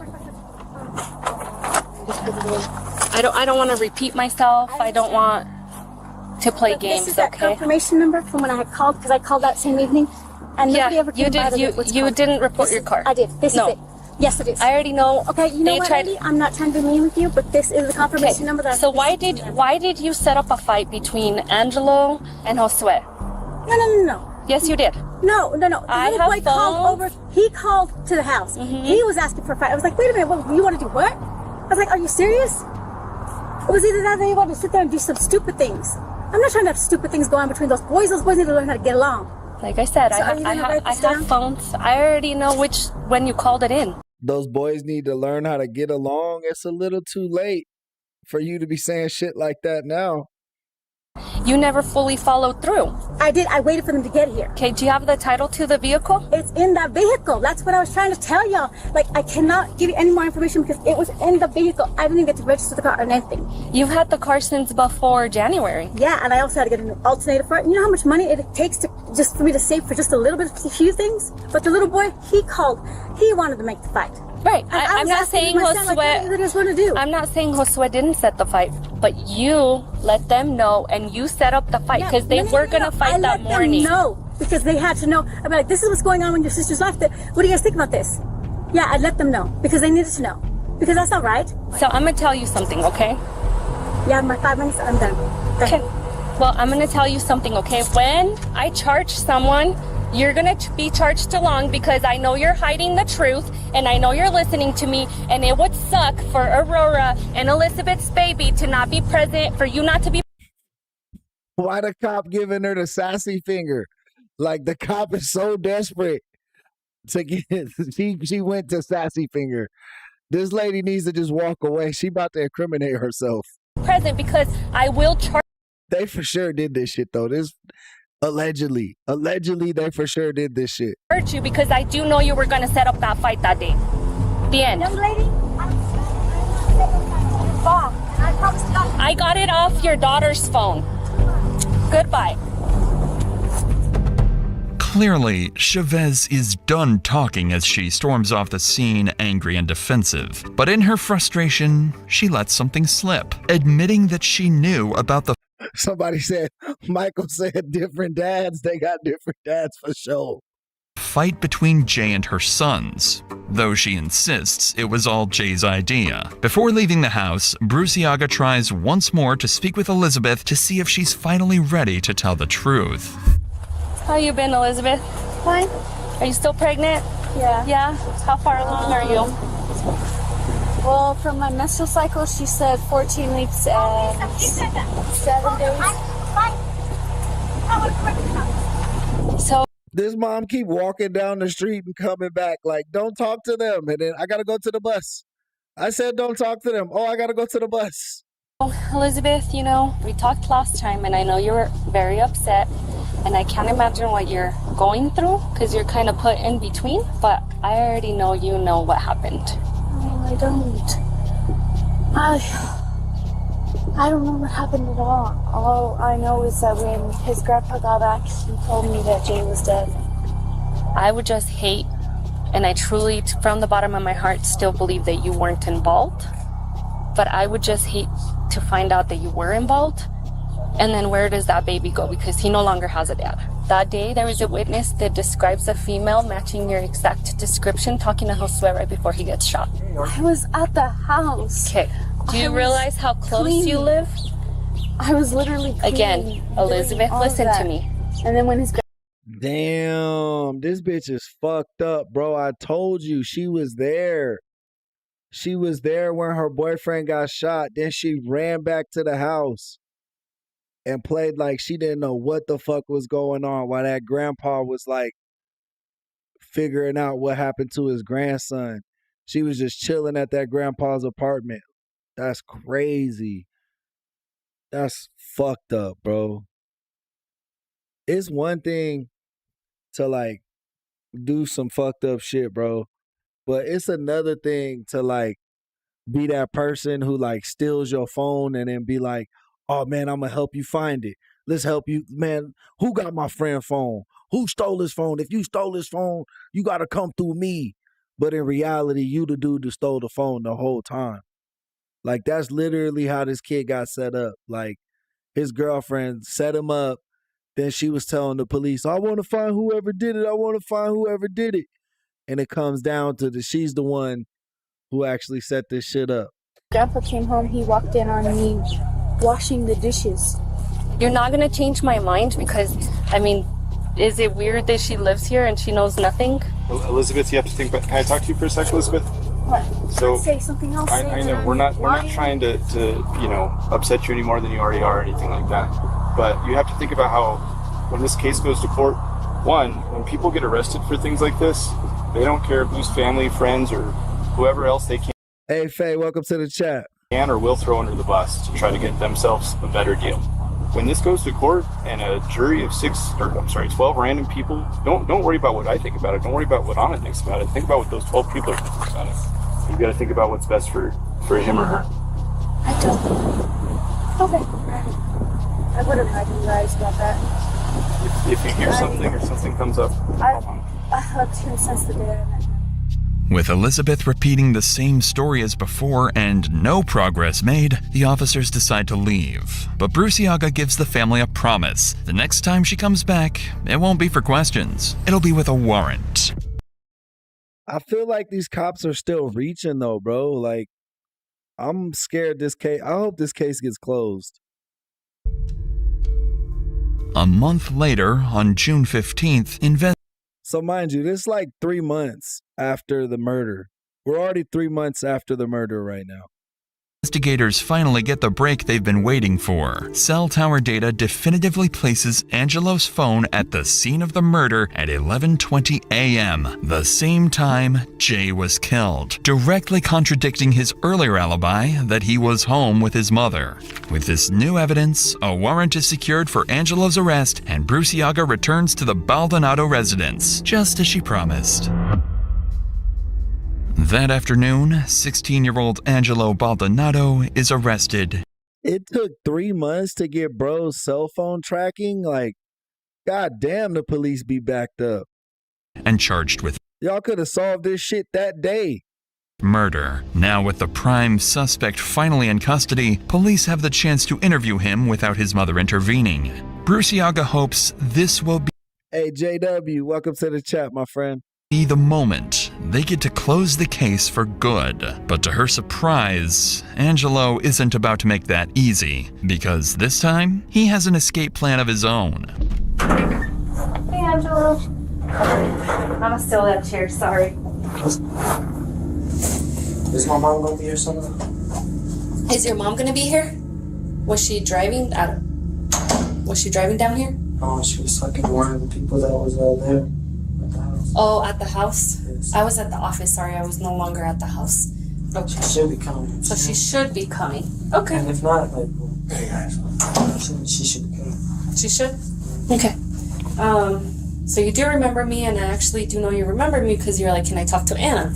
So, but again, I am Anna Bruciaga, deputy. This is my partner.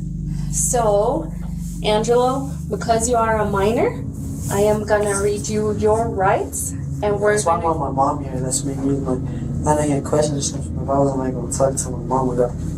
So you want your mom here while I read you your rights as well? Yeah, I want her for the whole thing. For the whole thing? Okay, fair enough. Asking so much. At this time, you are gonna get booked for your warrant. Okay. What exactly is the warrant? It's a homicide warrant. It's homicide, brother. You know what you did? What the fuck you think you in here talking about? A stolen bike? Oh, why are you doing that? Okay. Again, you know, because you said that you wanted to speak to me with your mom, I can't ask you questions. At this point, I am booking you for the homicide warrant. And that's all I can do. It's certainly not the response Detective Bruciaga was hoping for, but it's hardly surprising. After months of his mother keeping him away from investigators, Angelo refuses to speak without his mother or a lawyer present. With no cooperation and no confession, there is nothing. What the fuck, Michael? That's wild. Did he just like, bro, does he have permission just to use your outdoor shower like that? Like, I don't want to wake up and see some old balls or old man ass outside I wasn't expecting. Amelia, welcome to the chat. Welcome in, friend. Nothing more detectives can do. Angelo is booked into the county's juvenile detention center, held without bond while prosecutors prepare to take the case to trial. For now, he's the only family member officially tied to the crime, and investigators believe they've finally got Jay's killer behind bars. But what no one has caught on to yet is that Angelo isn't the one who pulled the trigger. He's just a scapegoat, taking the fall for a killer who's still free and quietly getting away with murder. A full year passes since Jay was tragically killed. His pregnant girlfriend, Elizabeth Baldonado, gives birth to his son in November 2022. Her social media posts show a young woman trying to rebuild her life, sharing photos of her baby, spending time with friends, and appearing to move on in a new relationship. On the surface, it seems like life is slowly returning to normal. Meanwhile, her brother Angelo remains in juvenile detention awaiting trial. So bro been in jail this whole time. He been in juvie this whole time. The case seems closed, and Jay's family begins to find closure, believing justice has finally been served. Oh shit. He about to get off. He about to get off. That is, until, out of nowhere, police receive a phone call that changes everything. Jerron, welcome to the chat, my friend.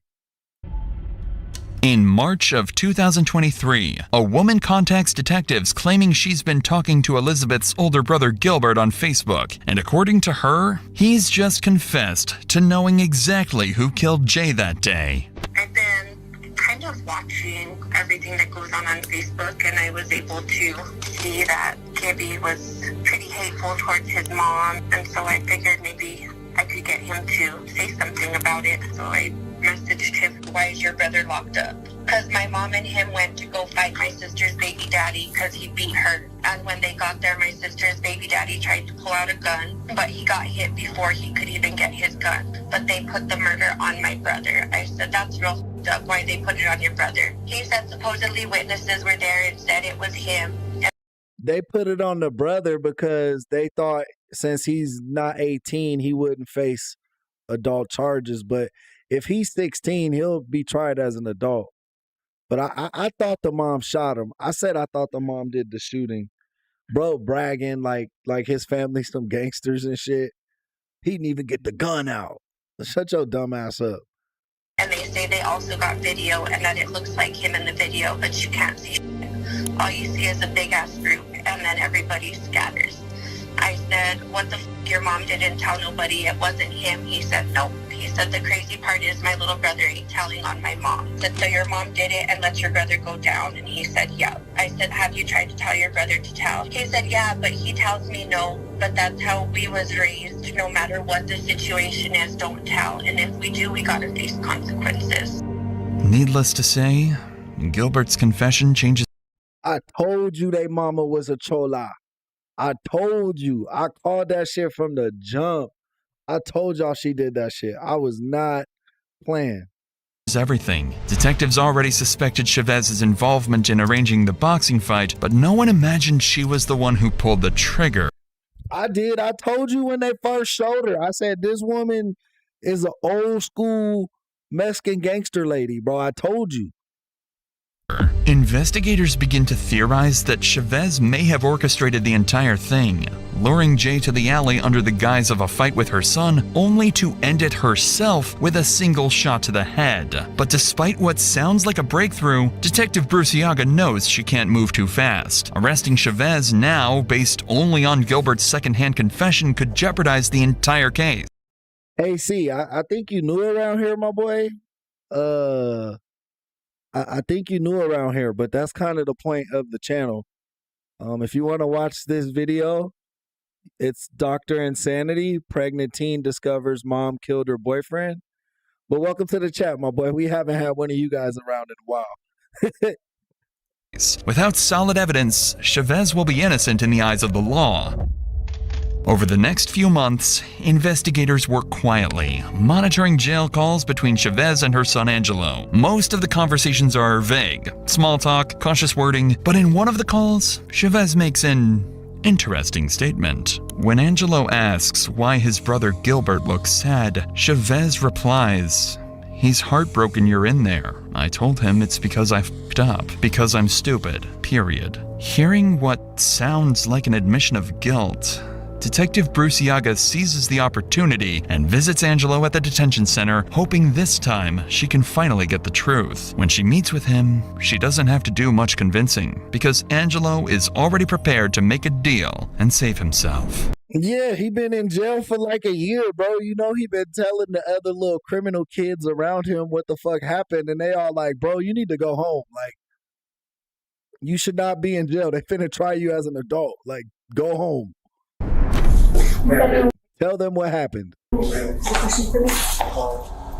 everything that happened, we're talking about right now, would I get at least the first degree dropped on? So we get the way to work around it. So if you're wanting to now give a statement, we can definitely schedule an appointment where it's me, you, and the attorney. Edwina, welcome to the chat, love. And then I'm more than welcome to talk to you then. After Angelo agrees to cooperate, detectives quickly arrange a formal interview with him and his attorney present. Angelo ends up corroborating his brother Gilbert's confession, confirming that it was his mother who pulled the trigger and drove away from the scene. With both sons telling the same story, there's only one crucial piece missing to solve the case: a confession from Chavez herself. Without her own words, The AC leave. AC, where you go, bro? You was in here talking crazy. Like, we're friendly around here. You know, we give everybody a chance. We're good guys. the defense could argue that the boys are lying or that their statements were coerced.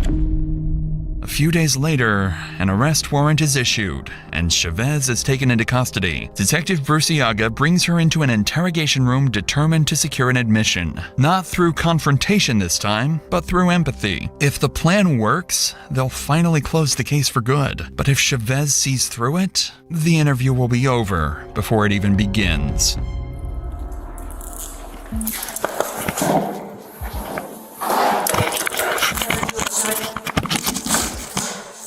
I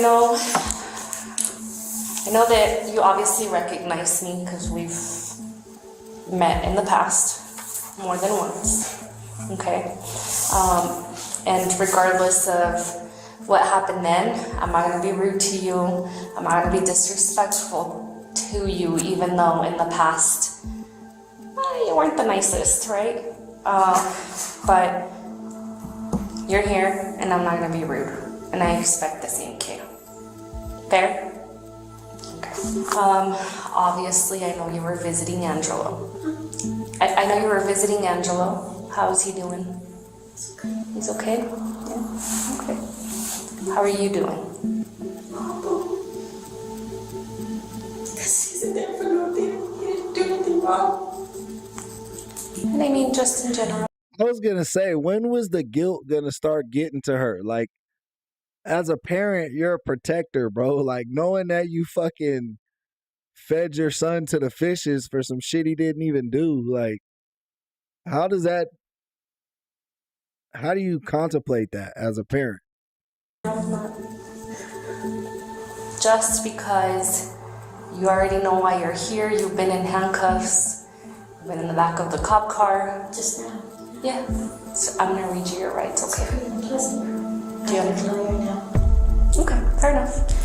With that being said, what's gonna happen now is I'm gonna stop this interview. You're going to jail on 2 warrants, okay? You do have an open count murder warrant, and you do have, and I have to look at that one to read you the exact, but it's a warrant, okay? And that's not mine. It's not for me to discuss, but that's what one of the warrants is for, okay? Unfortunately, things don't go according to plan. The moment Chavez realizes where the conversation is heading, she immediately shuts down the interview and asks for a lawyer. From here on, it's up to the court to decide whether the evidence against her is enough to prove what everybody already suspects. At the trial, prosecutors present the full scope of the case. Phone records, surveillance footage. Out of all the suspects we ever saw, though, she's one of the smartest. She didn't tell the police shit. Her kids told us what really happened, but she didn't tell the police shit, and she never answered no questions. She always asked for a lawyer. And that's literally 9 times out of 10 when we get them in these interrogation rooms, we're like, how the hell didn't they ask for a lawyer? This lady knew her shit a little bit, but needless to say, she probably gonna get convicted of this murder. Of Chavez's car, the brothers' confessions, and the jail call recordings. They argue that Chavez disapproved of the relationship between her daughter and Jay and was motivated by anger over how he treated her. They also believe she calculated that her teenage son would face lighter consequences if he took the blame. As for her other children, Elizabeth and Gilbert, investigators determined that neither had any direct role in the shooting. Elizabeth in particular is found to have had no knowledge of her mother's deadly intentions. She withheld some information to protect her family, but was ultimately... So she didn't know her boyfriend was going to get shot. She thought they were just pulling up to box him, and then the mom wilded out and shot him unexpectedly. Determined to be a victim caught in the middle. Eventually, Angelo Baldonado pleads guilty to conspiracy to commit first-degree murder and assault with intent to commit a felony, and is sentenced to remain in juvenile detention until age 21. His mother, Chavez, pleads guilty to second-degree murder and, in May 2025, receives the maximum penalty of 18 years in state prison. Chavez is also... What the fuck? 18, bro? I thought the max could be life for second degree. I thought it could be 25 to life. Or at least 25 years, bro. 18 years is the max? She getting out again. I mean, her grandbaby gonna be an adult, but she probably gonna get out again. Also facing a separate charge related to child exploitation material found on her tablet during the investigation. The Dave Chappelle Theory. What the hell? Child exploitation? She has some CP on her shit too? That's wild. That's wild. That's wild. Guys, if you're new around here, make sure that you It's making me nervous. Make sure you subscribe to the channel, man. We're on the road to 10,000 subscribers. If you can help us out with that, it means a lot. Definitely tells the algorithm to keep sending people our way and enjoying the content. So please like and subscribe to the channel. It helps out. We always remember, we're doing a Thanksgiving stream this year. If you want to spend Thanksgiving with me and my family, just turn on your YouTube and we'll be cooking a turkey, hanging out, having dinner with you guys like you're part of the fam, because you are. If you want to help support that stream, you can always donate to the channel using Venmo or Cash App. You know what I mean? Just different ways that you can always reach out. We also got memberships for $1.50 a month. Another cool way to keep us on air and making sure we're able to keep providing this fire content. So with that being said, our next video is going to be cops discover guns and drugs in a car seat with baby during traffic stop. The channel is called Uncovered. Let's check it out. Put your hand behind your back, all right? There's a gun in the car. Put your hands behind your back. Why are you arresting me? I'm not arresting you. You're going in cuffs for a minute. A simple traffic stop turns into a complete nightmare after officers find drugs and guns inside this couple's car, right next to their child. Officers in Joliet, Illinois, confronted the couple at their home after flagging down the vehicle from a previous encounter. All right, girl. Is this fair? Marcus, yeah, bro. Sometimes in some states, second degree murder is like 25, 40 years. In other places, it's 18. That shit's wild. Hey, we fucking with you too, Jerron. Make sure you got that subscribe button so we can see you in the chat more often. Okay. Don't. I'm again. You just told me to okay. go All right, come on. Come on. Is this your... No. You're okay. You're okay. Come on out. Let me make sure you got no weapons on you, all right? All right? You got no weapons on you? No, stay here. Stay. Stop. This is making me nervous. Put your hand behind your back, all right? There's a gun in the car. Put your hands behind your back. A gun where? In your car. Put your hands behind your back. Don't make a scene. Why are you arresting me? I'm not arresting you. You're going in cuffs for a minute. Relax. Everybody relax, man. We're at 1300. Come back here so we can get your... Back here. Where the fuck y'all come from? We're in the new area of Don't worry about that right Liberty Meadow Estate. now. Killy. Yeah. Al. Get a pair of gloves. Don't be nervous. You're not in any trouble. I'm good. You're good. Can I leave? No. No, no. I'm gonna get you. The police. It's okay. It's okay. It's okay. All right. I'm gonna roll you over, okay? Okay, you do it. There you go. I'm good. Okay.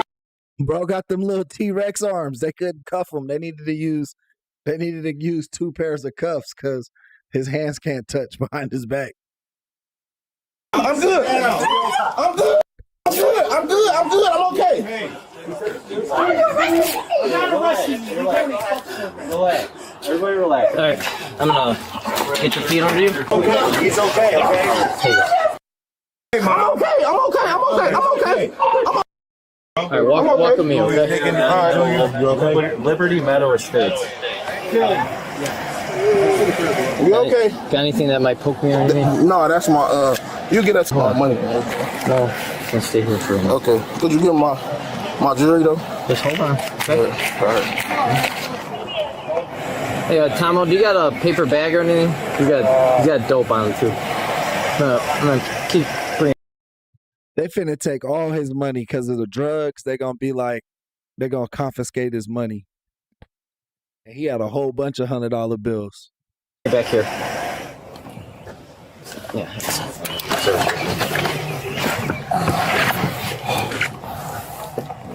Hey, boss.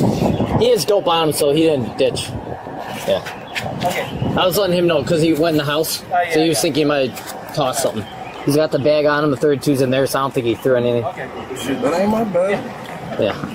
Come back out. I'm gonna get that out of your pocket. Got anything else scratching? What's up? Oh, bro. That's all I got on. I appreciate that wrestling around with the door, man. Yeah, no one. That motherfucker had crack on him, bro. Who still smokes and sells crack, bro? I didn't know there was still a base. I mean, I guess there's always gonna be a customer base for that, right? But that's wild. Yeah, good. Bro out here like it's 1980, 1985. Huh? Oh, I know him a long time now. Yeah. Good to see the girl. Good artist, though.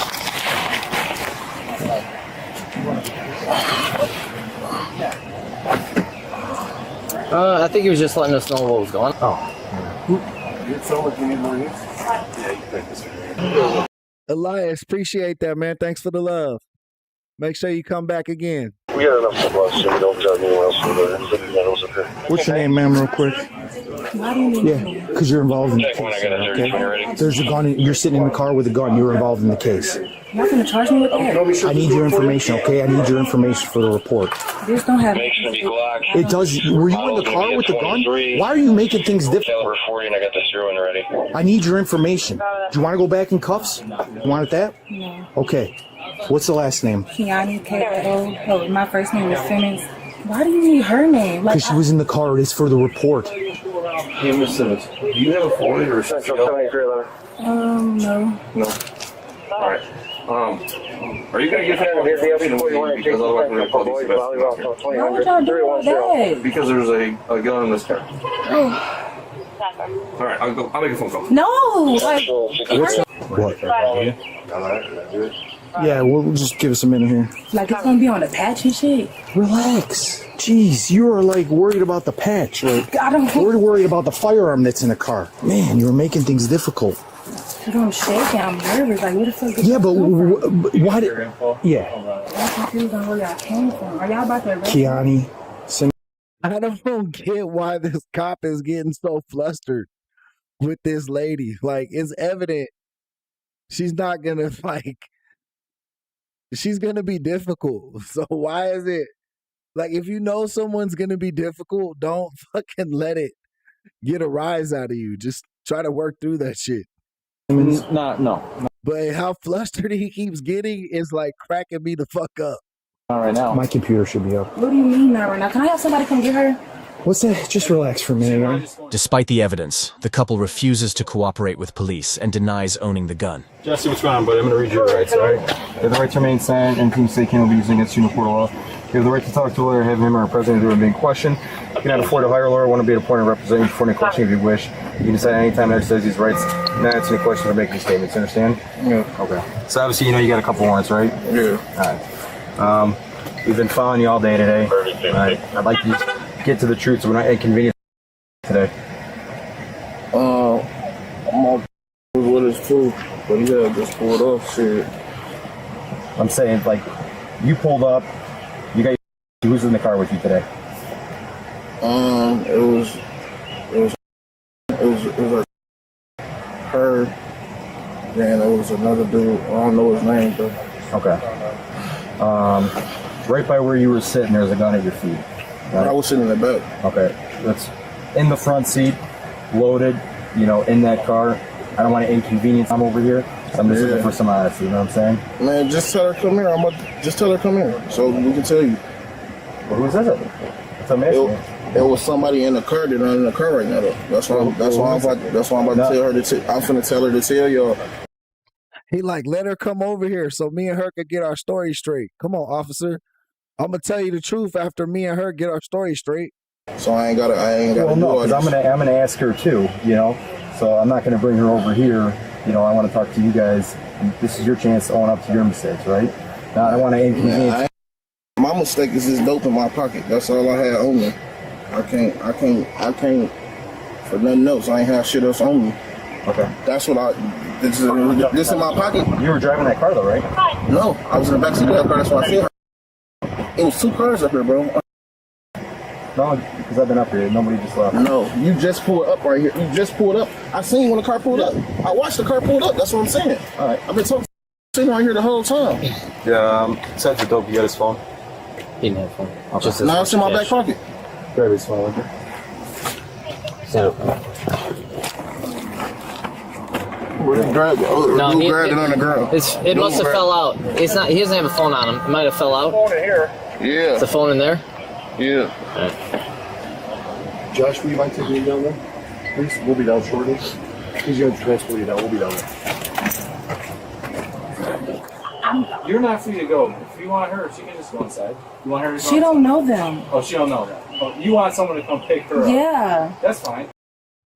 So this isn't their house? I thought they was pulling up to their house. So he was riding around with his girl and his daughter, like doing his pickups and drop-offs. What a fucking idiot. Can I use my phone? Yeah.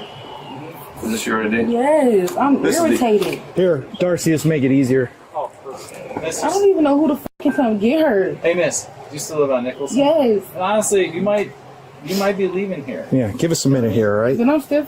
Oh, I don't even want nobody in his fucking business. Like, who the fuck come get her? 75. They don't have no car. Like, y'all probably can tow my car in town. Honestly, if there's people here above me, so it'll be up to them. Can you call Jesse's? I'm gonna go to the car and try to find her. Hold on. No, we're gonna. You can't go to the car yet because it's still. I haven't searched anything yet. Are y'all taking my car? Is that your car? Yes. All right, so obviously we've been on you guys. We've been following you guys. She's not in cuffs. The guy is still in cuffs. I think they're going to tow her car because there's going to be, they found drugs and a gun in the car. Just tell me today, who was all in your car? You got my car? Yeah. Jesse's got a warrant. 35. Okay, cool. And he's known to over real quick. I'm going to ask you some questions. They might seem obvious, but I'm just trying to build a rapport that you're cooperating with us, right? So if you start lying to me, it's going to be at the second. This ain't got shit to do with me. I'm not saying all right, shit. so tell me, where were you guys just coming from? I don't remember. I wasn't. I was asleep. So that's how it's going to be? He already told me. I'm asking you so I can cut you some breaks if today. If he told you, that's cool. This don't have nothing to do with me. I don't have to. I guess she is no ride. We'll call DCFS. No, call DCFS. Y'all trying to scare me. Y'all not finna scare me. Okay, if you don't have a right kid. Yeah, low key, they're trying to scare her into talking. But if she don't have to tell on dude, bro. Like, she don't have to tell on dude. But if she was driving him to do all this shit, they're gonna pin charges on her for like putting her child in danger. You know what I mean? If you're not gonna cooperate, then we're gonna have to bring you down. Y'all finna irritate me. 2440. Irritate you. Yeah, Jesus. I don't understand how. More cooperative than you are. She not saying shit. That's what I'm. Don't come get her. Don't worry about it. No, not if we don't get the cooperation we want. You're gonna go down too. There's 2 guns in the car. Okay, so talk about who's getting irritated, and then we'll with DCFS. So start thinking about what your answers you're giving, and that's not a idle threat or bluffing. That's what we'll do, because that's what we're supposed to. In a car like that, I didn't even know nothing. With a crime for that. I didn't even know nothing was in there. Then start answering his questions. East 4174. Frankly, Clear the scene working on neighbors. that's why I'm scared. Who is Jesse's friend? Does this officer need to come back over here so we get this straightened out? So we don't have to make calls. Calm down real quick. Don't you see I'm shaking? I understand, but do you see where we're coming from? What made y'all follow me? He just explained to you. I'm saying that, but that car. She keep asking the same questions over and over though. That shit's annoying. Your boyfriend got a warrant. They know he's a drug dealer, allegedly, is what I'm thinking. In my name, y'all just assumed that he was in that car? Yeah, we have ways to do things, all right? We've been watching. Yes. There's a reason why we're all here. We watch. Yeah. I'm not bluffing. I'm really trying. No, to I understand that you say you've been watching me, but that car is in my name. How did you know he was in? Like you said, Listen, we're not going to have a discussion right now how we found you. We found you. We're here, right? That's it. He has a warrant. We've been looking into it. All right. There's guns in the car there. All right. You have a car. So I can call the officer over here. You can answer his questions that he has for you, and maybe. It sounded like he was like, you got a shitty car. Just get out of here. Can I go in there and pee at least? Just give us a minute here. Honestly, can stay here. You don't want to go with strangers either. I do need to go pee though. All right. Well, and I promise I'm gonna come right back out. You could come watch me pee. Do you want to talk to this officer before you go pee here, so we can get this over? Can I go pee first? Give me a minute. Just gotta use the bathroom. I'm gonna advise you of your rights, okay? Because we put handcuffs on you free to go, and I want to ask you a couple of questions, okay? Have you ever had your rights read to you before? Have you ever had the police advise you of your rights? Not today. No, but in the past. Oh yeah. Okay. You have the right to remain silent. Anything you say can and will be used against you in the court of law. You have the right to an attorney. Have him or her present with you while you're being questioned. If you cannot afford to hire an attorney, one will be appointed to represent you free of charge. You can decide at any time to exercise these rights and not answer any questions or make any statements. Do you understand those rights as I've explained them to you? Mm-hmm. Here, and I'm not trying to influence your answer, but just understand you're probably going to have to go the other route. Mm-mm. Okay, just don't go inside with her. Just no, have a conversation. Can I have?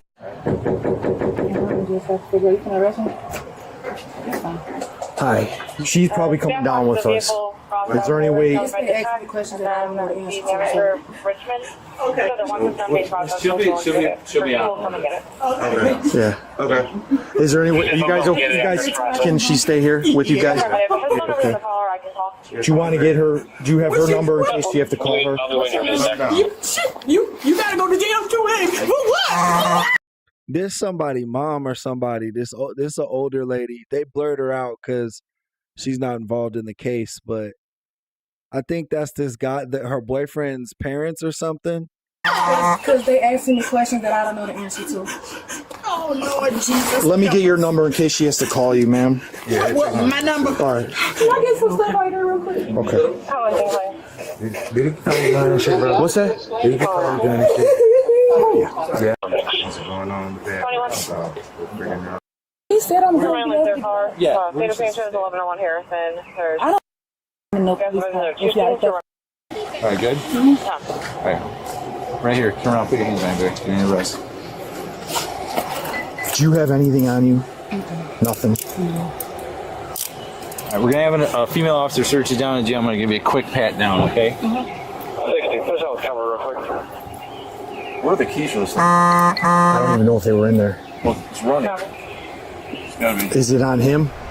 A search of the vehicle uncovered a loaded handgun and drug paraphernalia within reach of the child in the back seat. The suspects were charged with child endangerment, possession of drug paraphernalia, and unlawful possession of a firearm. Please leave a like if you enjoyed this video, and be sure to subscribe for more body cam. That just happened a few months ago, so we don't know, like, in terms of, like, what happened with the sentencing and whatnot. But man, that's gonna be the morning stream. I'll be back not too long from now, bro. I'm just gonna go to the smoke shop and grab some weed and smoke. But I'll definitely be back on stream in give me about an hour. We'll be back up, man. Seems like the algorithm's giving us some love today. And, you know, we got to get that subscriber count up. So we'll definitely be back on stream today. Have your post notifications on. If you guys are new around here, please hit that subscribe button before you take off. Definitely helps out a lot. Definitely double tap those screens. Remember, we got memberships now. You guys can be a member. And if you want to be a member, it only starts at $1.50 per month. And it really helps out the channel in a long way. So appreciate all the love and everybody in the chat today. Shout out to my mods. Shout out to the members. Love you guys so much. Remember, you guys are the star of the show. I'm only a co-host. Peace and love. Let me hit you with the outro music.